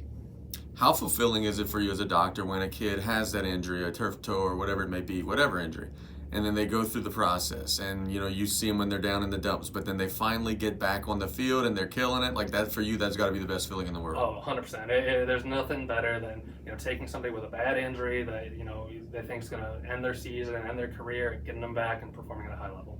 It's our Gulf Coast Orthopedics halftime show. Dr. Tulliger, thank you so much. Thank you.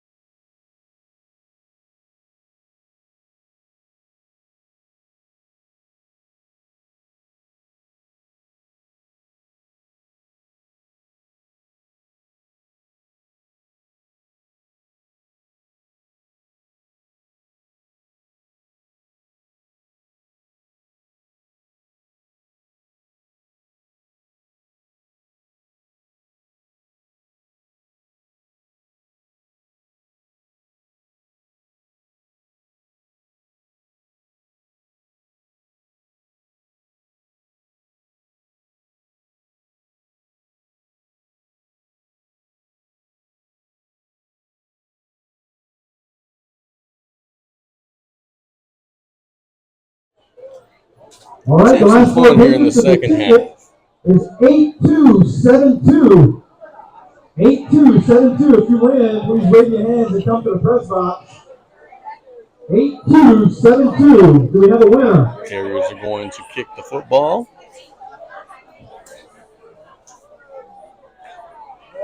41? Yep, Ethan Prejean. Been kicking it away from the back line. And he'll do it again. Oh, nice. Will be caught by Rez Due, who dived down at the 39-yard line. Rez did his best shortstop impression there, just snagged the line drive and worked up his way. That stop by Rest right there probably saved 10 or 15 yards. Yep. Rez got excited, worked up the field, and then realized, oh, BJ wants me to go down. He just slid down at about the 40. Got about 6 yards. Ain't nothing wrong with that. Don't see how he can stay skinny with all them cookies. Oh, you ain't lying. Mom tells me the kids actually don't like him very much. Shame on them. Inside handoff here to Hughes. Picking through the line. He picks up about 3.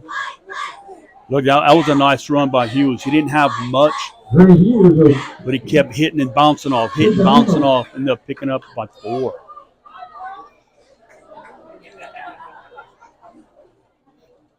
Second down and about 6. Well, now halftime chats, it's been pretty consistent. No Saints.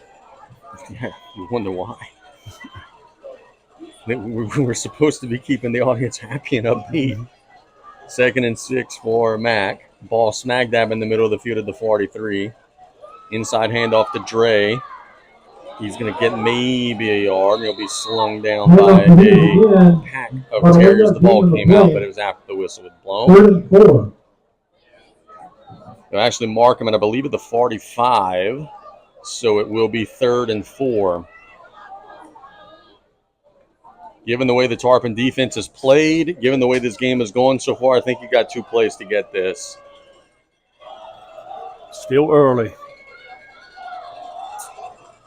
Obviously, what happens on 3rd down decides a lot of it. If you get sacked or whatever, it changes the call. Inside handoff to Jarvis. Jarvis will. Oh, good. That's a first get down. it. That's Oh a my first goodness. down. That was ball and Jarvis right there. He didn't have a big surge. He just kept his legs pumping, and he got the Golden Motors first down. Attaboy, Baby J. Circle that play right there. 10-26 Jarvis got a big first down. Yeah, they had him stopped short, but he just kept moving those feet, pumping them legs, and picked up a big first down for the Tarpons. Ball near midfield. 10-10 to go in the 3rd. Happier with this here.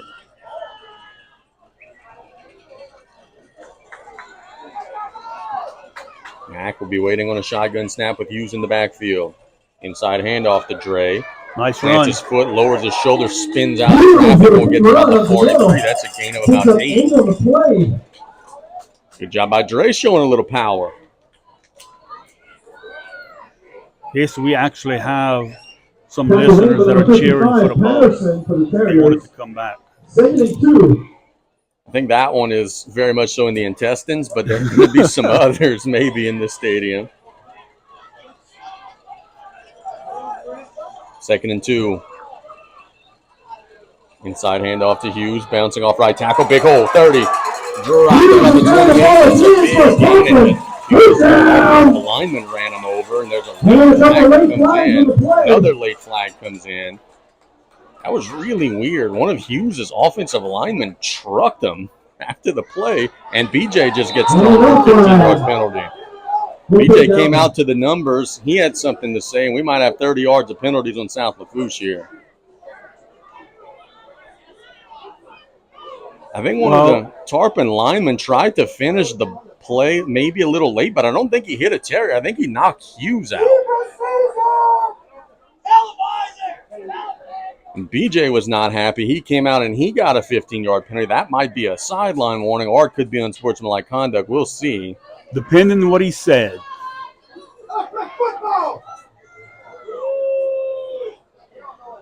The sticks are going to move. It is going to be a first down, but it's 2 after the play fouls. It's dead ball personal foul on Vandebilt. dead ball, personal foul on South Lafourche, they'll offset, the run will count. And then unsportsmanlike conduct on BJ, so then they'll go 15 back. He must have said a magic word or so, because no warning, And we're still heading towards the foot. a sideline warning.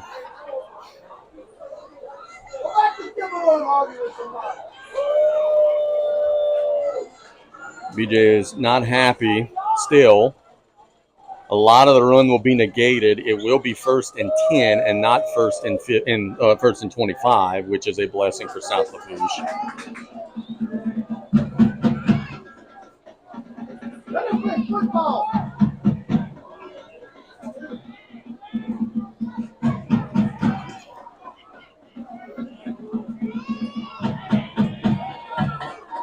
Mack and Hughes will be in the backfield again.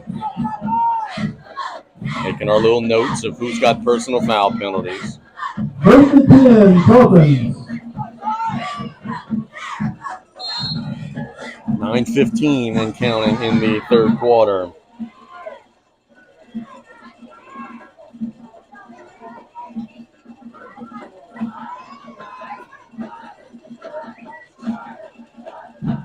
Mack in the shotgun, ball in the middle of the field, 3 receiver set. Play action, shoots a slant to Petrie, and he dropped it.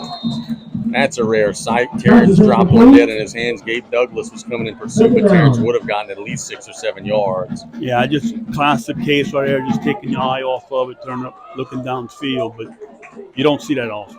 Nope.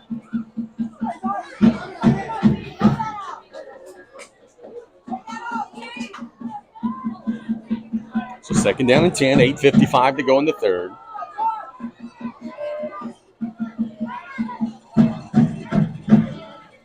Inside handoff to Dre, bouncing outside 40, cutting at the 35, gets tackled, gets about the 34, gain about 9. About a 9-yard. Tell you what, and I was actually joking about this with Dre's mother. The kid never takes just a regular hit. He gets clobbered every time he gets the ball, but he does find a way to get up. Well, when he gets low, when he's about to get contact, and allows him to pick up extra yards. 3rd and 1. Mack will hand it to Dre, bounces outside, he's got a 1st down. Driving, still driving, pushing 20. 15, Dre. I think number 2 wants that football right now. He's starting to feel it a little bit. And I just have a feeling that Coach Young challenged his offensive line at halftime, because they coming out just running the ball right at the Terriers. And we did see an offensive lineman, even after a play, flying in and taking somebody out, blocking through the echo of the whistle. You are now in the Joe Septic red zone, and you need a score. 7:52 and counting in the third. Tarpon's down 14. Mack with Hughes again. Play clock down to 5. Got to hurry. Gets the snap. Inside handoff to Hughes. This time he'll be bottled up and slowed down. Again, ball comes out after the whistle. Just tuning in and saying, man, what's going on? Where's 21? Dardar is out for the game with what we think is an ankle sprain. He's sitting on the training table. All the pads are off. Doesn't have the ice on the ankle anymore, but he is not out there. He has not been out there since the first quarter. Empty shotgun set. My bad. I'll get you after this. You good. And we get an offside. Brian, go ahead, ball. 58-0, Edie White. Kyla Singh's infamous quote from last Friday, the difference between 0-3 and 3-0 is the idiot who made the schedule. Yeah, I think Edie White's going to be okay.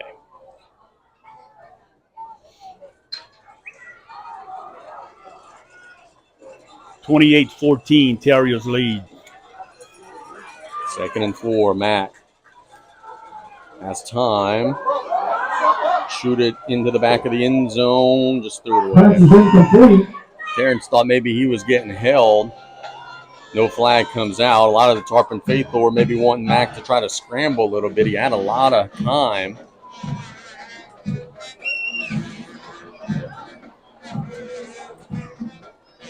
Now the Tarpons got 2 plays to get 4 downs here from the 14.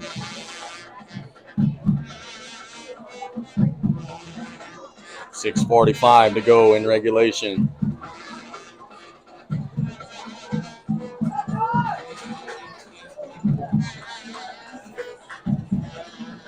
3rd and about 4. Mack will hand it to Hughes. Hughes, I don't think will get the first Handoff down. to Hughes. He did get a little closer. The ball is at about the 11. They need to get to the 9. It'll be 4th and about 2. And they'll put it back to the 12. So it'll be 4th and about 3.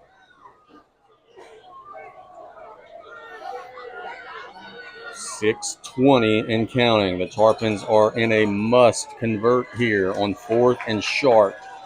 Mack will be in an empty shotgun set. Play clock down to 10.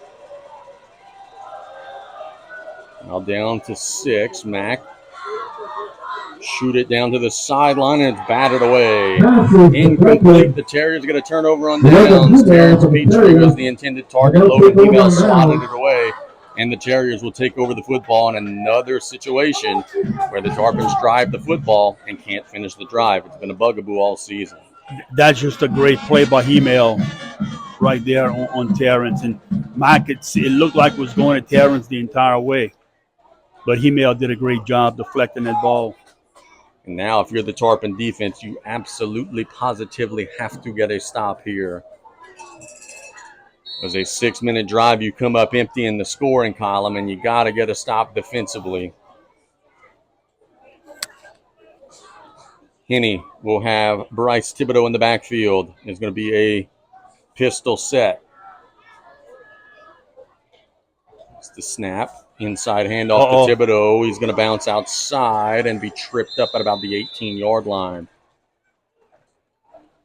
Good job by Dre Hughes coming up and making a tackle. Man, he just ran the ball about 7-8 times that last drive and then comes up into the box and makes a tackle on the first defensive snap. Oh, Hughes is holding that right knee. Oh, that's not ideal. He'll take a breather. It'll be 2nd and about 3. Tarpons are running out of bodies here. Man in motion. Outside run to LaPere. Looks to turn the corner. The Tarpons are there. Can they bring him down? They can. So that ball came out. The ball is out, and the Tarpons got it. The Tarpons have the football. They have forced it. Mike Woods is on the field celebrating with Isaiah Duncan. South Lafourche desperately needed that. They pulled it out, and the defense picks up the offense after the stop. Gets it. 5:15 to go in the 3rd. Man, that was a big play right there, boss. Ball's at the 18-yard line. Tarpons will play from the 18 in the Joe Septic red zone. You just now got there and didn't score. You have to punch it in here. See if the Tarpons go for a quick strike.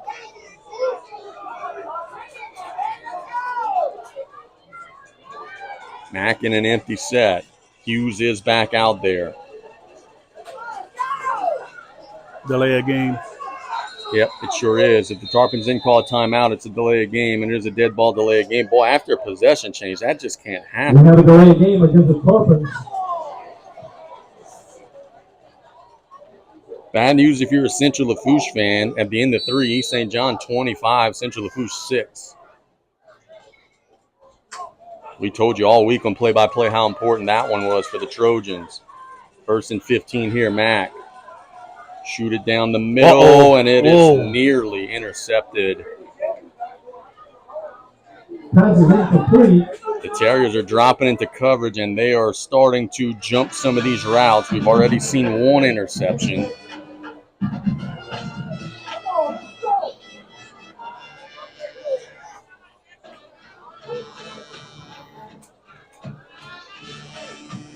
.5:10 to go in the 3rd. Vandebilt up 14, but the Tarpons are just on the outskirts of the red zone after forcing a turnover. Mack. Screen to Petrie. Terrence will get a little bit, but not much. Maybe got a yard or 2. That'll bring up 3rd and awfully long. Does BJ have something in his bag of tricks here?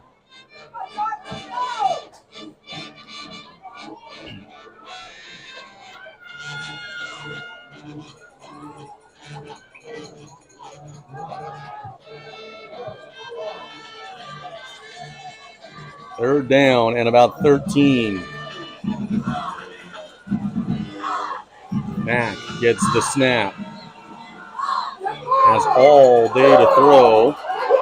Rolling out to the right. He will throw it. There's a flag, and it's incomplete in the back of the end zone. The flag is in the area of a hold. Coach Wallace is being asked what he wants to do. He's going to decline this all day long. So it will be 4th and 13. It'll be 4th down. Vandebilt almost giving the Tarpons a dose of that Ole Miss defense against LSU. They're just rushing 3, dropping everything back.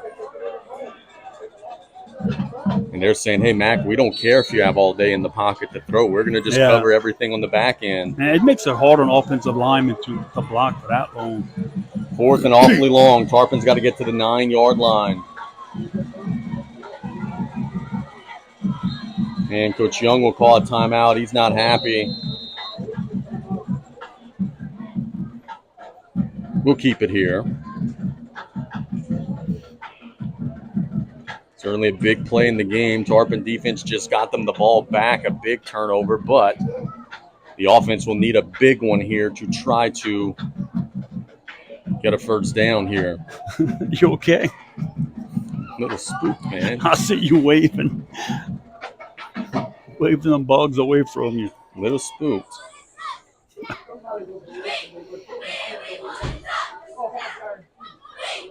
I don't know what the calorie count is on a beetle.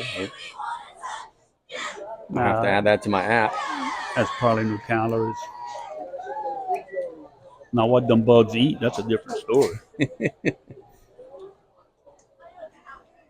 4:20 to go in the third. The Tarpons are in the middle of a timeout. They do, again, have a first down to get. They can get to the 9.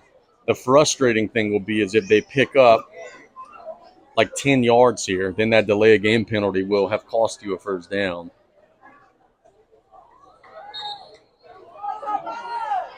Big play here. Trying to see Coach Young on the sideline.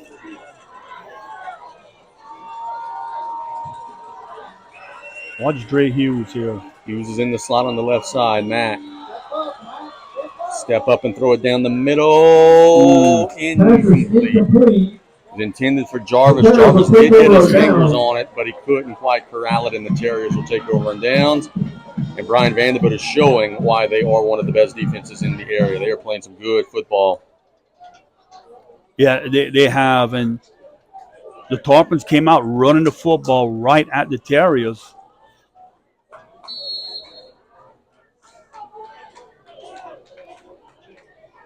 And that penalty, the delay of game, put them back behind the chains. Henny and Smith will be in the backfield. It's an outside run to Smith. Tarpons are there trying to string it out, and they will. Gain of about 2 or 3. Flag. There's a flag on the play of the 18-yard line. There's a flag on the play. Vandebilt was in this exact situation last week, and it is a hold. They were up 14-3 against Lutcher virtually the whole game. And offensively, frankly, they just realized, hey, like, we're not giving up any points. We're going to be very conservative on offense. We'll see if they have the same confidence in their defense here against South Lafourche. They're going to be backed up. Yeah, you got to be careful here, man. And another thing to consider, their shotgun snaps haven't always been the best. So we'll see if that becomes an issue. It's 1st and 20 for Vandebilt. Ball at the 11 or maybe the 12-yard line. Henny in an empty shotgun set. Now Smith in motion. A wide shotgun snap. Henny keeps it on the read. Trying to bounce outside near the 20. Spinning around. Helmet. Gain of about 10. A helmet He goes will keep off. the ball. So he got the penalty yardage back. It still will be 2nd and long. Scoreboard update brought to you by Patriot Marine Services. Honville leads Thibodaux 17-6 with 3:58 to go in the third. On a regular A bunch game of of play, people it's 2nd concerned and about the 9. bugs. I'm okay now, man. 2nd down and 10. 3:33 and counting in the third. Henny with Smith.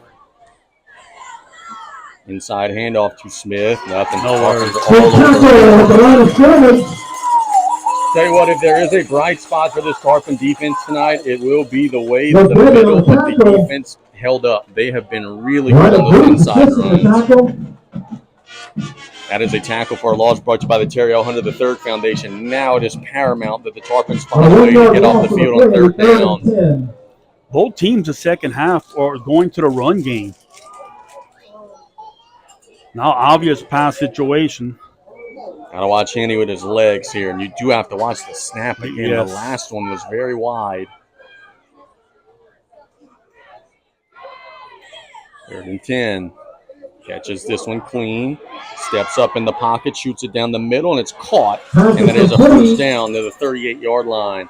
Pitch and catch number 18, Ardorn. Ardorn. Middle of the field, boss. That's where it's all been for Vandebilt today. Now that's a big pickup for the Terriers. Yep, huge pitch and catch. Keeps the chains moving, keeps the clock moving as well.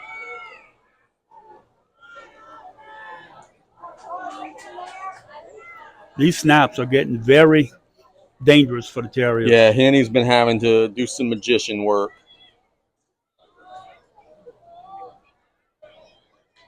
That one's a little better. Handoff to Smith off left tackle. Big scene. 45-50, tripped up at the 50. It's a gain of about 13 and another first down. Pick up a first down for the Terriers.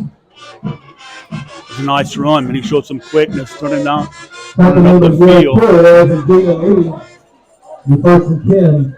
153 and counting in the third quarter.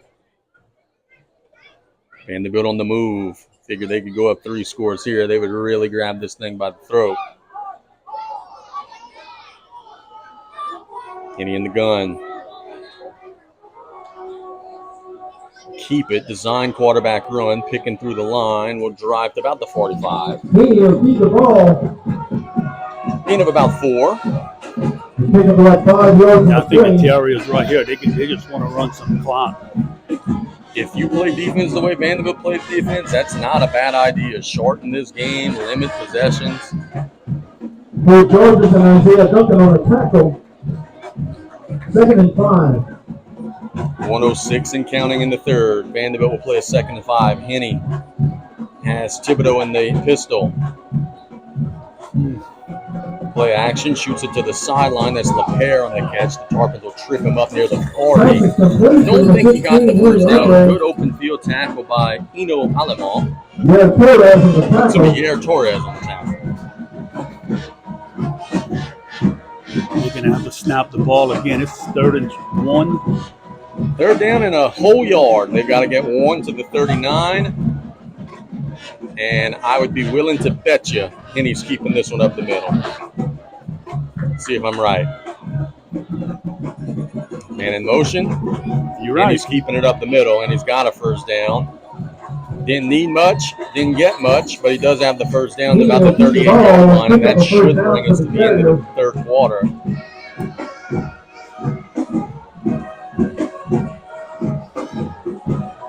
Clock will continue to roll. I think Brian Wallace is telling his troops, hey, let's take it to the 4th. Sawyer Wells comes up limping. We will take it to the 4th with him. It's 28-14, a scoreless third quarter, but Vandebilt's still up by 2 touchdowns. We'll be back in a minute on the Tarpon Sports Radio Network. All right, that'll be the end of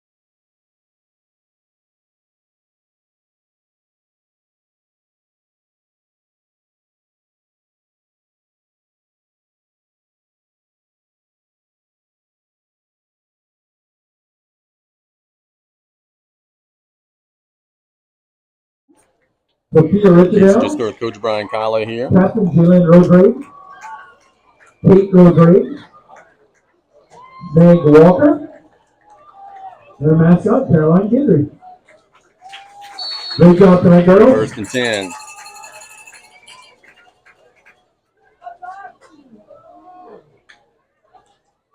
Throw it out to the sideline. Ooh, the Tarpons were on that one. Terrence nearly jumped it. It's caught by Corey Bourgeois, but he's laying on the turf. Reception Very good. dangerous there. Number 11, Not for a little Bourgeois. friction from the blocker. Terrence could have maybe jumped in front of that one. And I think here the Terriers, if they do pass the ball, it's going to be some short passes to make sure the clock keeps running. Yep, absolutely short and safe. Man in motion. Inside handoff to Thibodeau. Makes a man miss. Gets outside. And will be dropped at about the 35. Gain of about 5, maybe 6. Thibodeau will pick up by 4 yards on the play. 3rd and 6.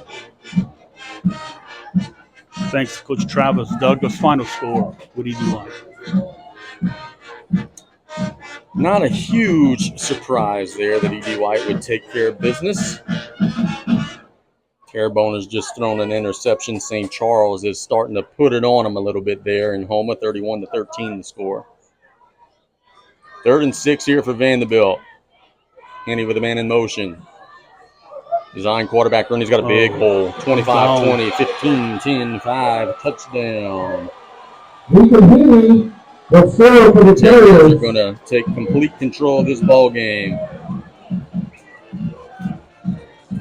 with a long touchdown scamper from Ethan Henny.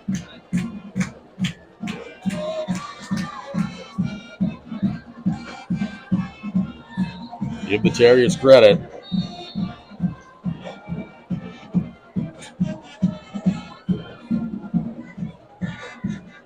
They've come in here in the second half and gotten stops. Now they've just gotten a big score. Block. Extra point is blocked by Terrence Dietrich. Good job by T. You know he ain't going to give up. So let's take a 1-minute break. The Tarpons have to answer. They're down 20. It's 34-14. We'll be back in 1 minute on the Tarpon Sports Radio Network.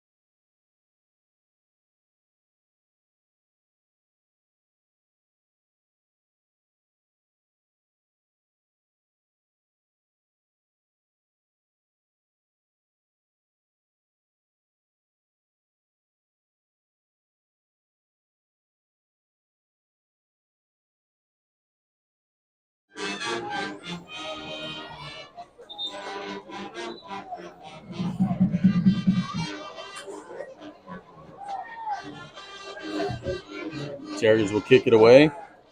Tarpons are running out of time. 10:35 to go. South Lafourche did not have the full 11 out there. Now they do.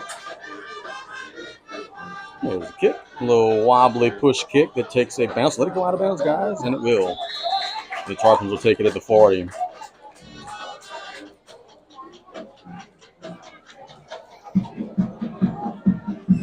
South Lafourche is going to have to be almost a 2-minute offense now. You're down 3 possessions with just 10:35 to go. But ultimately, if we're being frank, the most important thing is you got to get out of this game healthy. You've got a lot of football left to be played. Meathead is out for the rest of the game. We've seen Dre get dinged. Now Dre is back out there. Yeah, Ken Sawyer's back in. The 35-yard line.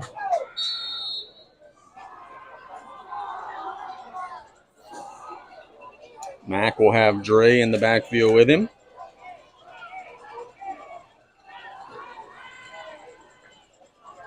Play action, shoots it down the middle. Haven Green's got it.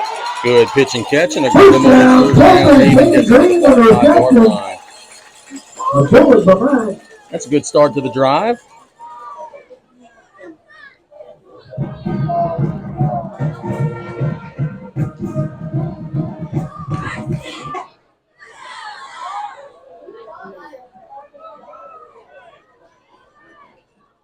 Terrebonne has just scored to make it 31-21 against St. Charles.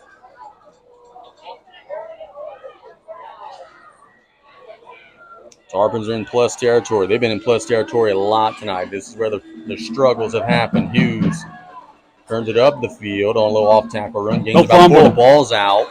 And Vandebilt's got it. No, they'll say he's down. I think the officials are saying he's down. Yep, they'll say the whistle was blown, and the Tarpons, they just caught a game-changing break. Could be a gain of 4 for Dre.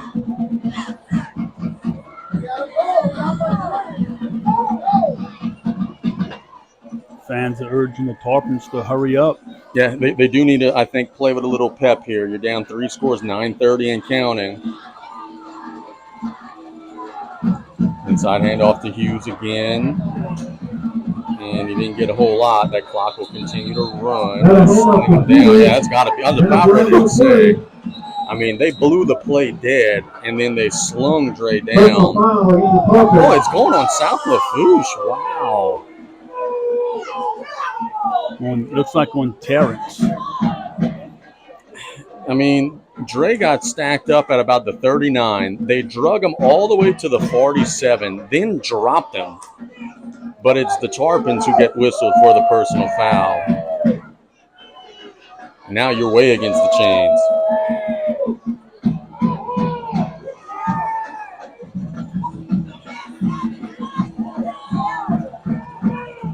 And the fans are not happy.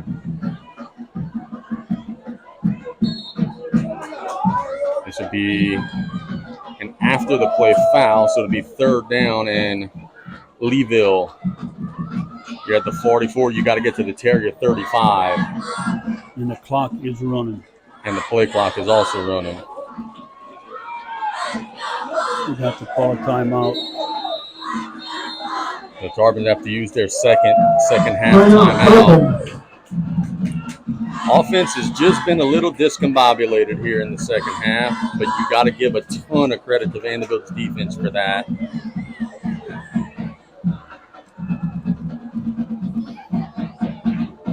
BJ going to have a conversation with the official. I'm not sure. The official threw it right away, and Coach Young can't afford another one, because the next one would be him watching the game from the coach's office. He's gotten one unsportsmanlike conduct on the evening.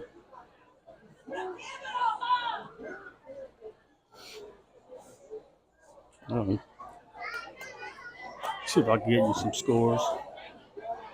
Please do, because it'll prevent me from saying something I might regret later. No, go ahead.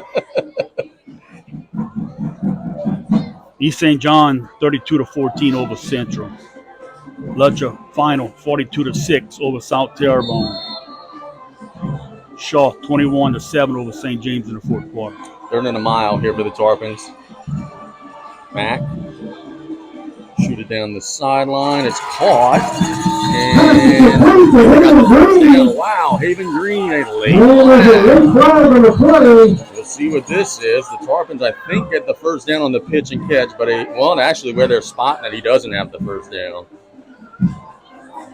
They're spotting it at the 36. It'll be 4th and 1, but we await the marker.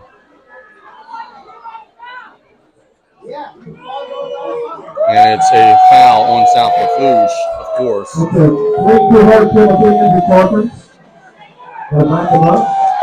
And now we've got issues with Brian Wallace and the coaching staff. How's that not a penalty? When Brian Wallace is on the field yelling at BJ Young right in front of him in his face, how is that not a penalty? That should be an ejectable penalty. I mean, he literally was needing to be restrained. But that's okay, right? That's not going to be a foul.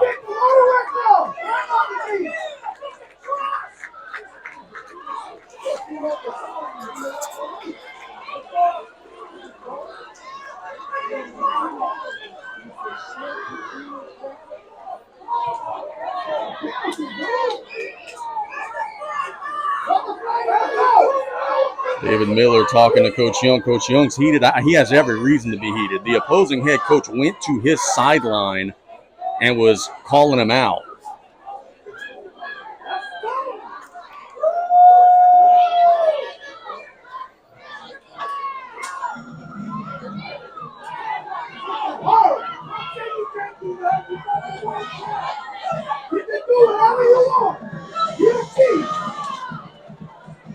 Well,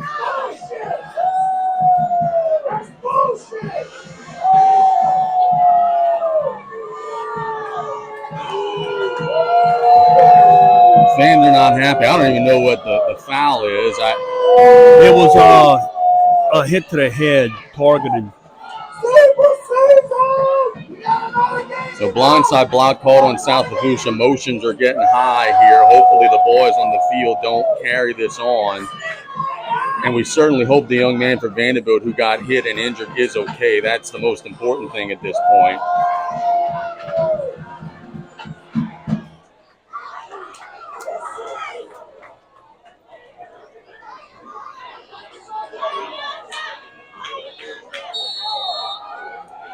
It will be repeat the down, so the play did not count. It will be third down, not fourth down for the Tarpons. Almost wishing for another bug at this point. Kind of get me to cool it a little bit. 8:49 to go. Third and about 16. Matt has a clean pocket. Will throw it as far as he can down the field. Incomplete.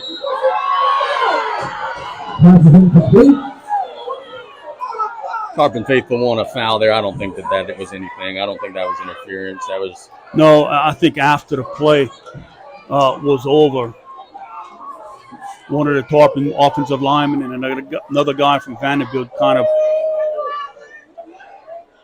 Vandebilt guy got up and kind of pushed, and the Tarpon coaches are letting the officials know. Here's everybody out there. Coaches, police, they got everybody out there. It's fourth and long for South Lafourche. 3, 2.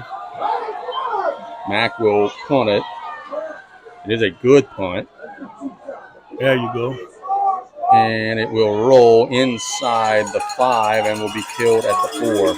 So very good punt, but the Tarpons need points. They're down 3 possessions with 8:33 to go. Vandebilt will be content to run it 3 times here and punt if need be.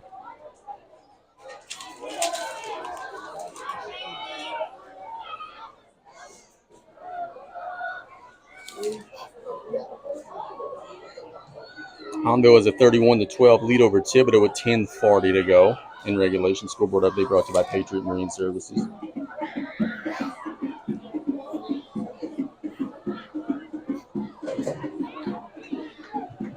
All right, let's make the most of the defense. Come on, please. Yeah.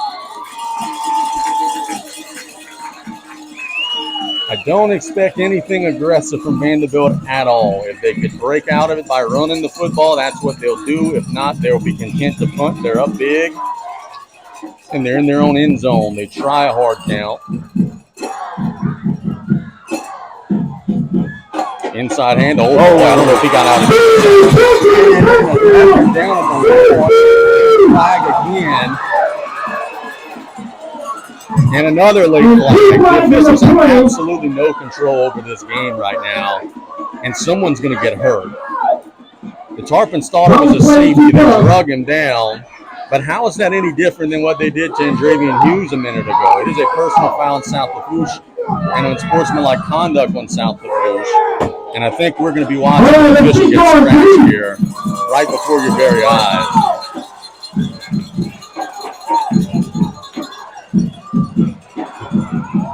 Because, man, both teams are getting chippy, but, boy, that arm feels like it's only pointing in one direction right now.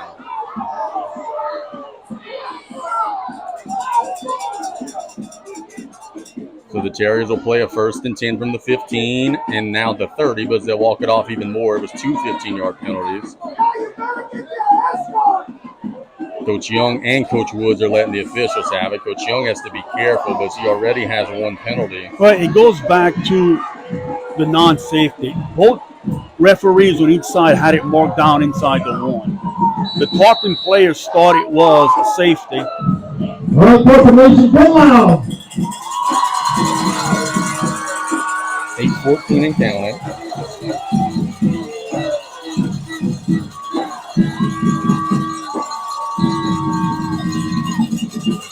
Inside handoff to Thibodeau. He's stacked up. Let's see if they tackled him properly. Maybe they can Vandebilt for a cheap shot. Go figure, because a Tarpon player got leveled after the play. Maybe, just maybe, both of these teams are chippy. Let's see if finally they'll get Vandebilt for one. Number 7 for South Lafourche, Jaden Lee, got cold-cocked, and again, I say it, these officials have no control over this, and they're picking up the flag. Are you kidding me? The coach knows where he's going. First down.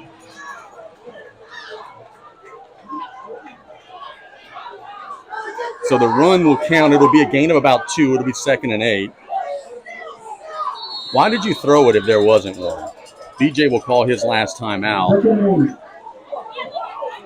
And he's going to bring his entire roster together. And I think the message here is going to be, guys, this thing's out of control. Let's just not do anything foolish.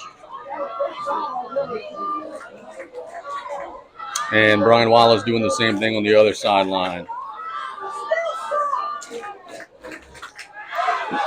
Why not, like 4 or 5 minutes ago, officials called both teams together and said, cool it?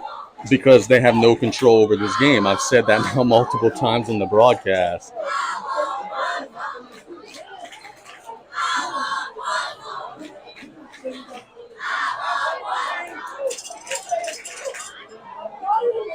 It'll be 2nd and 8.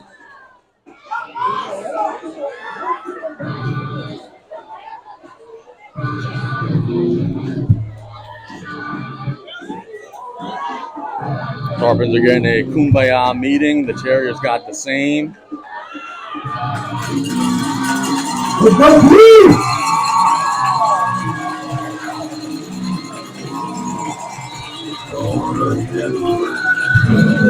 Second down and 8. Any inside handoff to Smith. Not much. The 38-yard line. I think this will be a hold on Vandebilt, but at this point, it is hands to the face on Vandebilt. I'm Coach Young. I think I want the down here. I don't know that I need any late flag. Just came on South Lafourche sideline. I think that's on Coach Woods.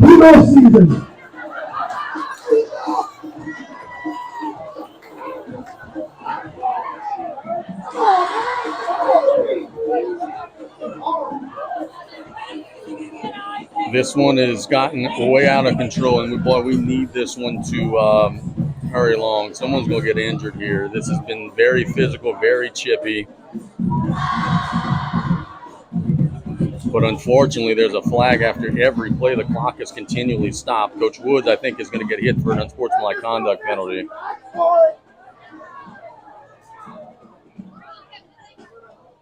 Coach Young may be leaving.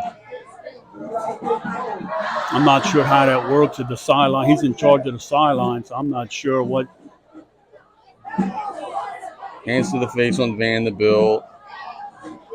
Dead ball and sportsmanlike conduct on Vandebilt. Oh, so it's on Vandebilt. So did someone on the Vandebilt team tell BJ Young and the coaching staff something? Maybe. I don't know. I saw Coach Woods and the official right next to each other. I have no clue, Casey. All right. We have no idea. This one is long surpassed what we normally would see. And frankly, I feel bad for both teams right now because they both, frankly, deserve better.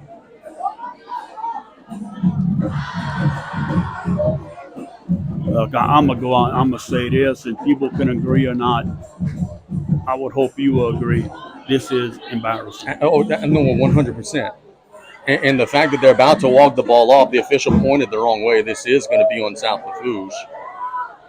I mean, they're overwhelmed. We have no idea what's going on here. Originally, Vandebilt had a hands to the face. Yeah, and then there was something on the sideline that we thought was on the Tarpons, but he pointed to Vandebilt. This has gotten really interesting. Now they'll go relay the message to Coach Young. I don't think he's going to like what they're going to have to say, but they did initially point both ways to Vandebilt. I think that second one was a mistake.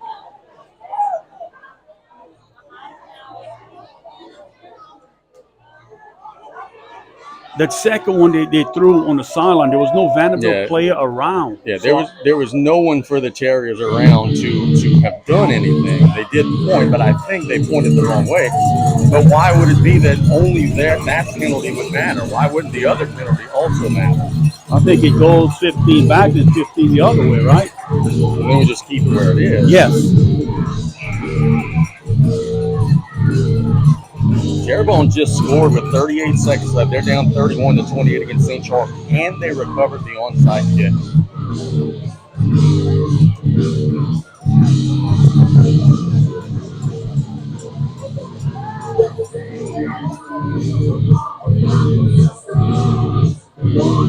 Coach Wallace is getting an explanation from our white hat.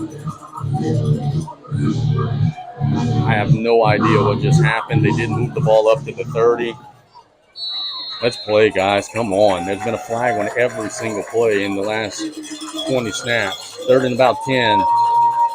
Tarpons will go and jump off sides, and there's another one. That's an obvious one there, though. You jump into the zone, you got to call out.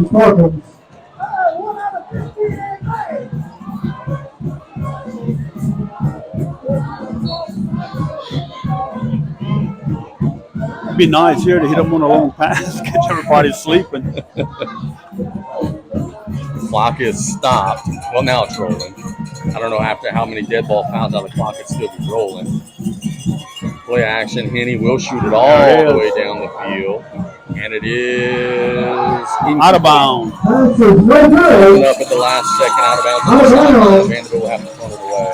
No, I like the idea from the Terriers there. Yep, lull them to sleep and try to hit them with a bomb. 7:26 to go in the fourth.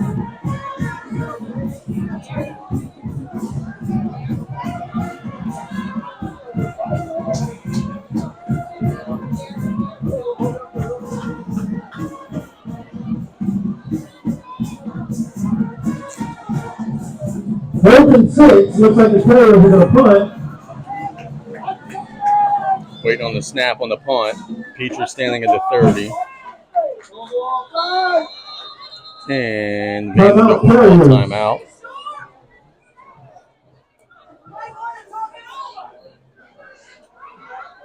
We'll keep it here. Everybody's fired up. Everybody. Why not? I think we lost control. What the heck is going on? Yeah, one of them nights, man. I can't wait to talk to both of these coaches after the game because I don't think either of them is going to be all that thrilled with what's going down here.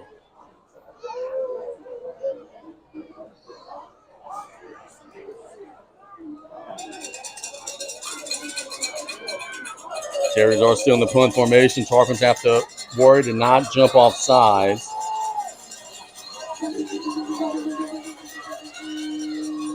There's the snap. There's the kick. It is a good one. Boy, this guy is one heck of a punter. Terrence will let it bounce over his head. The Terriers will down it. Tell you what, if Vandebilt doesn't have the first team all-district punter in Corey Bourgeois, I'd like to see who it is because, man, he bombs it down the field, and he also has tremendous hang time, just doesn't allow for a return. 7:13 to go. The Terriers up 34-14. Is it midnight yet? Well, we are 2 hours and 28 minutes into this one.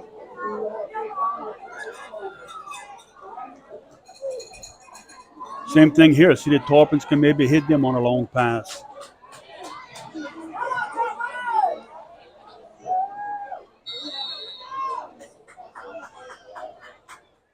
First and 10. Inside handoff to Hughes. Good penetration and a stop by the Vandebilt Terriers. 9. Crash Menard. Menard's a very good player. A 1-yard loss of the play. Only a sophomore as well. 2nd and 11.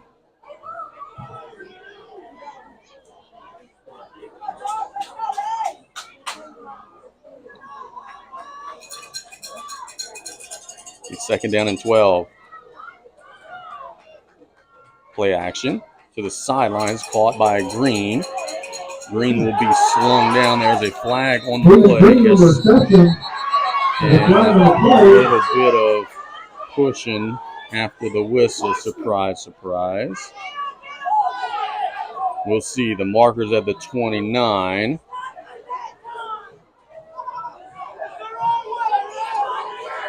They point each direction, not sure. Face mask on Vandebilt, so the Markers will get a first down. Golden Motors first down out of this one.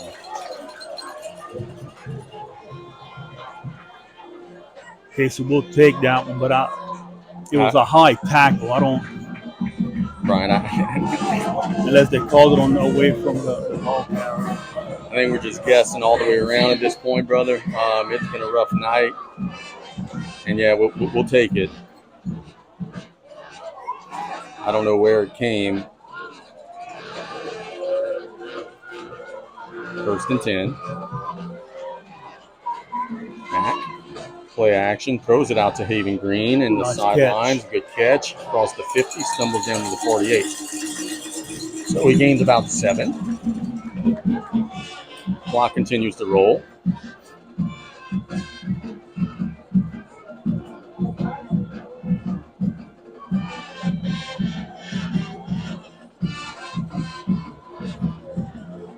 Tarpon's not in any hurry. They're not huddling, but they are still going through all their checks at the line of scrimmage, which is taking some time. Jarvis in motion. Getting all the way almost out of bounds. 2nd and 2. They hand it to Hughes. Hughes is stacked up and slung down by Silas Hill. I just don't understand why one team is allowed to back up the pile and then drop the runner, but the other isn't. And by the way, I don't think either is a foul. I don't. I think they're playing hard football, but just feels like the same type of play, and it's been officiated 2 different ways tonight. And you sound that blow the whistle earlier. Yep. When his forward progress was stopped, the whistle should be blown. I agree with that. Mack in an empty shotgun set, 3rd and 4. In a clean pocket, throws it as far as he can down the field, incomplete. Vandebilt has had a great plan. It's a plan that we have not seen from anybody this season, which is just pin them in the pocket and guard everybody on the back end. And they have done an excellent job guarding everybody on the back end tonight. Yeah, and right now the Tarpons just look a little tired. I mean, these receivers are running some long routes. And they're all playing both ways. 4th and 4.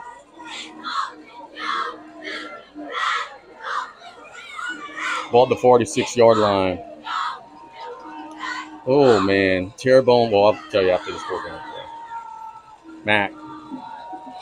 The sidelines caught. It's a Golden Motors first down to the 41.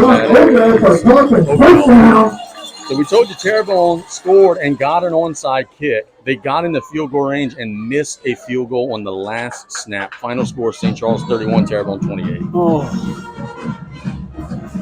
That's tough.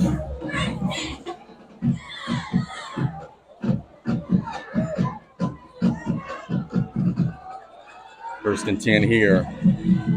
Mack. There was a little pass down the middle. It'll be caught, not much there. 22 on the tackle to Roche. Tackled Ogiel inbounds. Clock will continue to run 4:20 counting.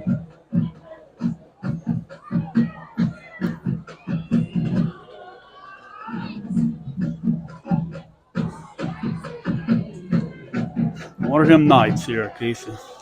Yeah, it is. It sure is. And if you want to hear us recap one of those nights tomorrow on the Sports Corner from 10 to 12, we will be live.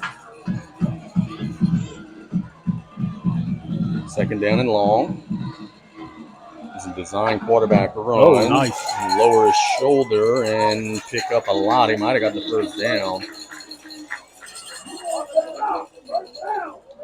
I like the effort, but I'm not going to lie. I'm not crazy about running my quarterback down 3 scores with 4 minutes left. But it does get the Tarpons closer to the first down. You're marking them short. 3rd down and 2 from ease.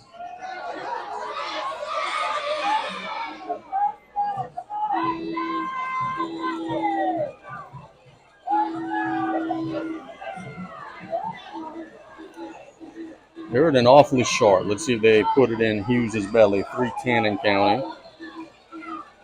Dre will, I think, get it. I'm not going to lie. Where they had the ball spotted, I thought it was across the sticks.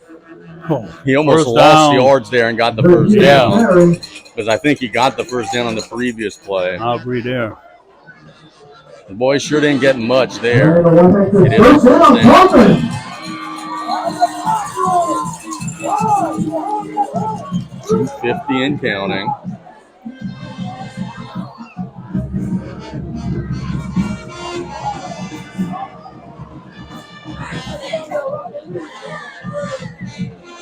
Hughes and Mack. Mack, straight drop, throws it out to Hughes in the flags. Dre will turn up the field, 30. Getting outside, hit it at 26. He will stay in bounds. Thought he maybe got out. The officials disagree. Clock continues to run to a 20 and counting. Vandebilt's going to get this win tonight. The Tarpons, I think, have conceded that. I was going to say good job by Dre getting out of bounds.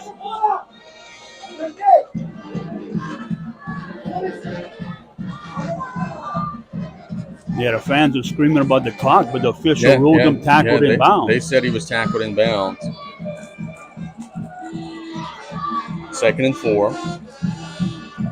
Hughes in motion. They'll hand it to Baby J up the middle. He's got a nice hold, drop it around the 20. And physical, the Voters first down.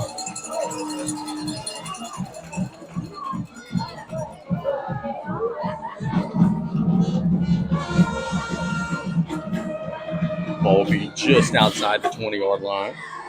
When they get a first down, you gotta stop the clock. 3 minutes right off. 1st and 10. Handed to Hughes. Hughes trying to bounce outside. He's slung down. Hard tackle by number 9, Rashford. Pick up about a yard on the play.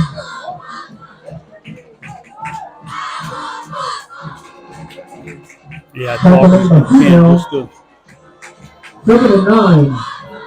let this clock run out. Me try and get one more score. And look, you're beat up. You're not going to win this game. I am. You got a lot to play for. I'm A-okay with this decision here. Terriers are going to get to 6-0. The Tarpons are going to drop to 3-3. Mac. Throw it as far as he can into the end zone. One-on-one, incomplete. Good job by Terriers breaking that flag. We got interference.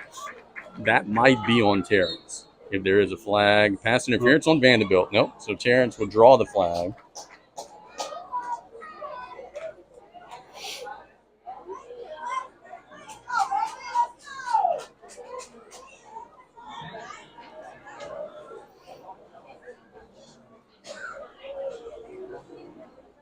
They will now be in the Joe's Septic red zone. It'll be 1st and goal.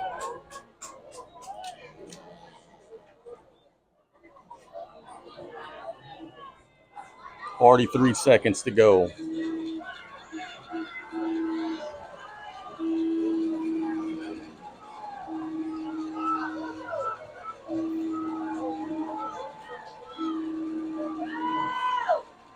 Mack has time, shoots it down the middle, incomplete, hot, intended for Jarvis, and just sailed everybody out there. 2nd and goal. 39 seconds to go.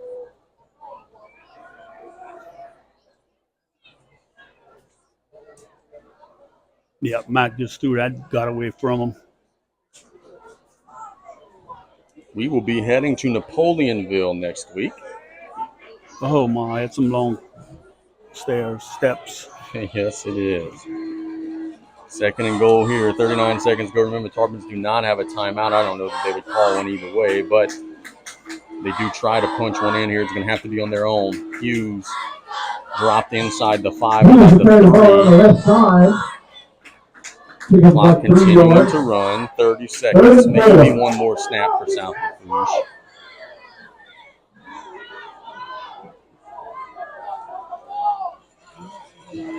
Mack with Hughes. We're handed to Dre again. Dre trying to bounce outside. He's tripped up. The Tarpons are going to be just about out of time. BJ's trying to call timeout. I don't know if he has one. Number 14, But he's being granted it. So it's 7 seconds to. Yeah, Mr. Miller's saying, yeah, you ain't got a timeout, boss. I didn't think he did. Please, everyone, be safe. Drive home. Nope, timeout South Lafourche. Want to thank our speakers and management tonight. Go figure. They screwed it up. And also thanks to Coach O for coming to the evening with us. Vandebilt is ready to say that this ball game is over. The Tarpons did call a timeout. The official didn't see it. One of the stories of the night tonight.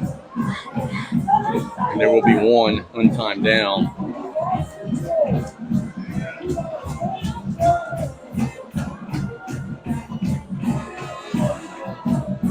So one untimed down for the Tarpons, 34-14. Psych! So push over timeout. There's one more play. I didn't think the Tarpons had a timeout, so I thought that's the reason why they were saying wind it. But he did definitely call it. If he's got one, he definitely got it in. He was on the field calling it. 34-14. They added 5 seconds to the clock, so this will pretty much be it. It is 4th down and goal.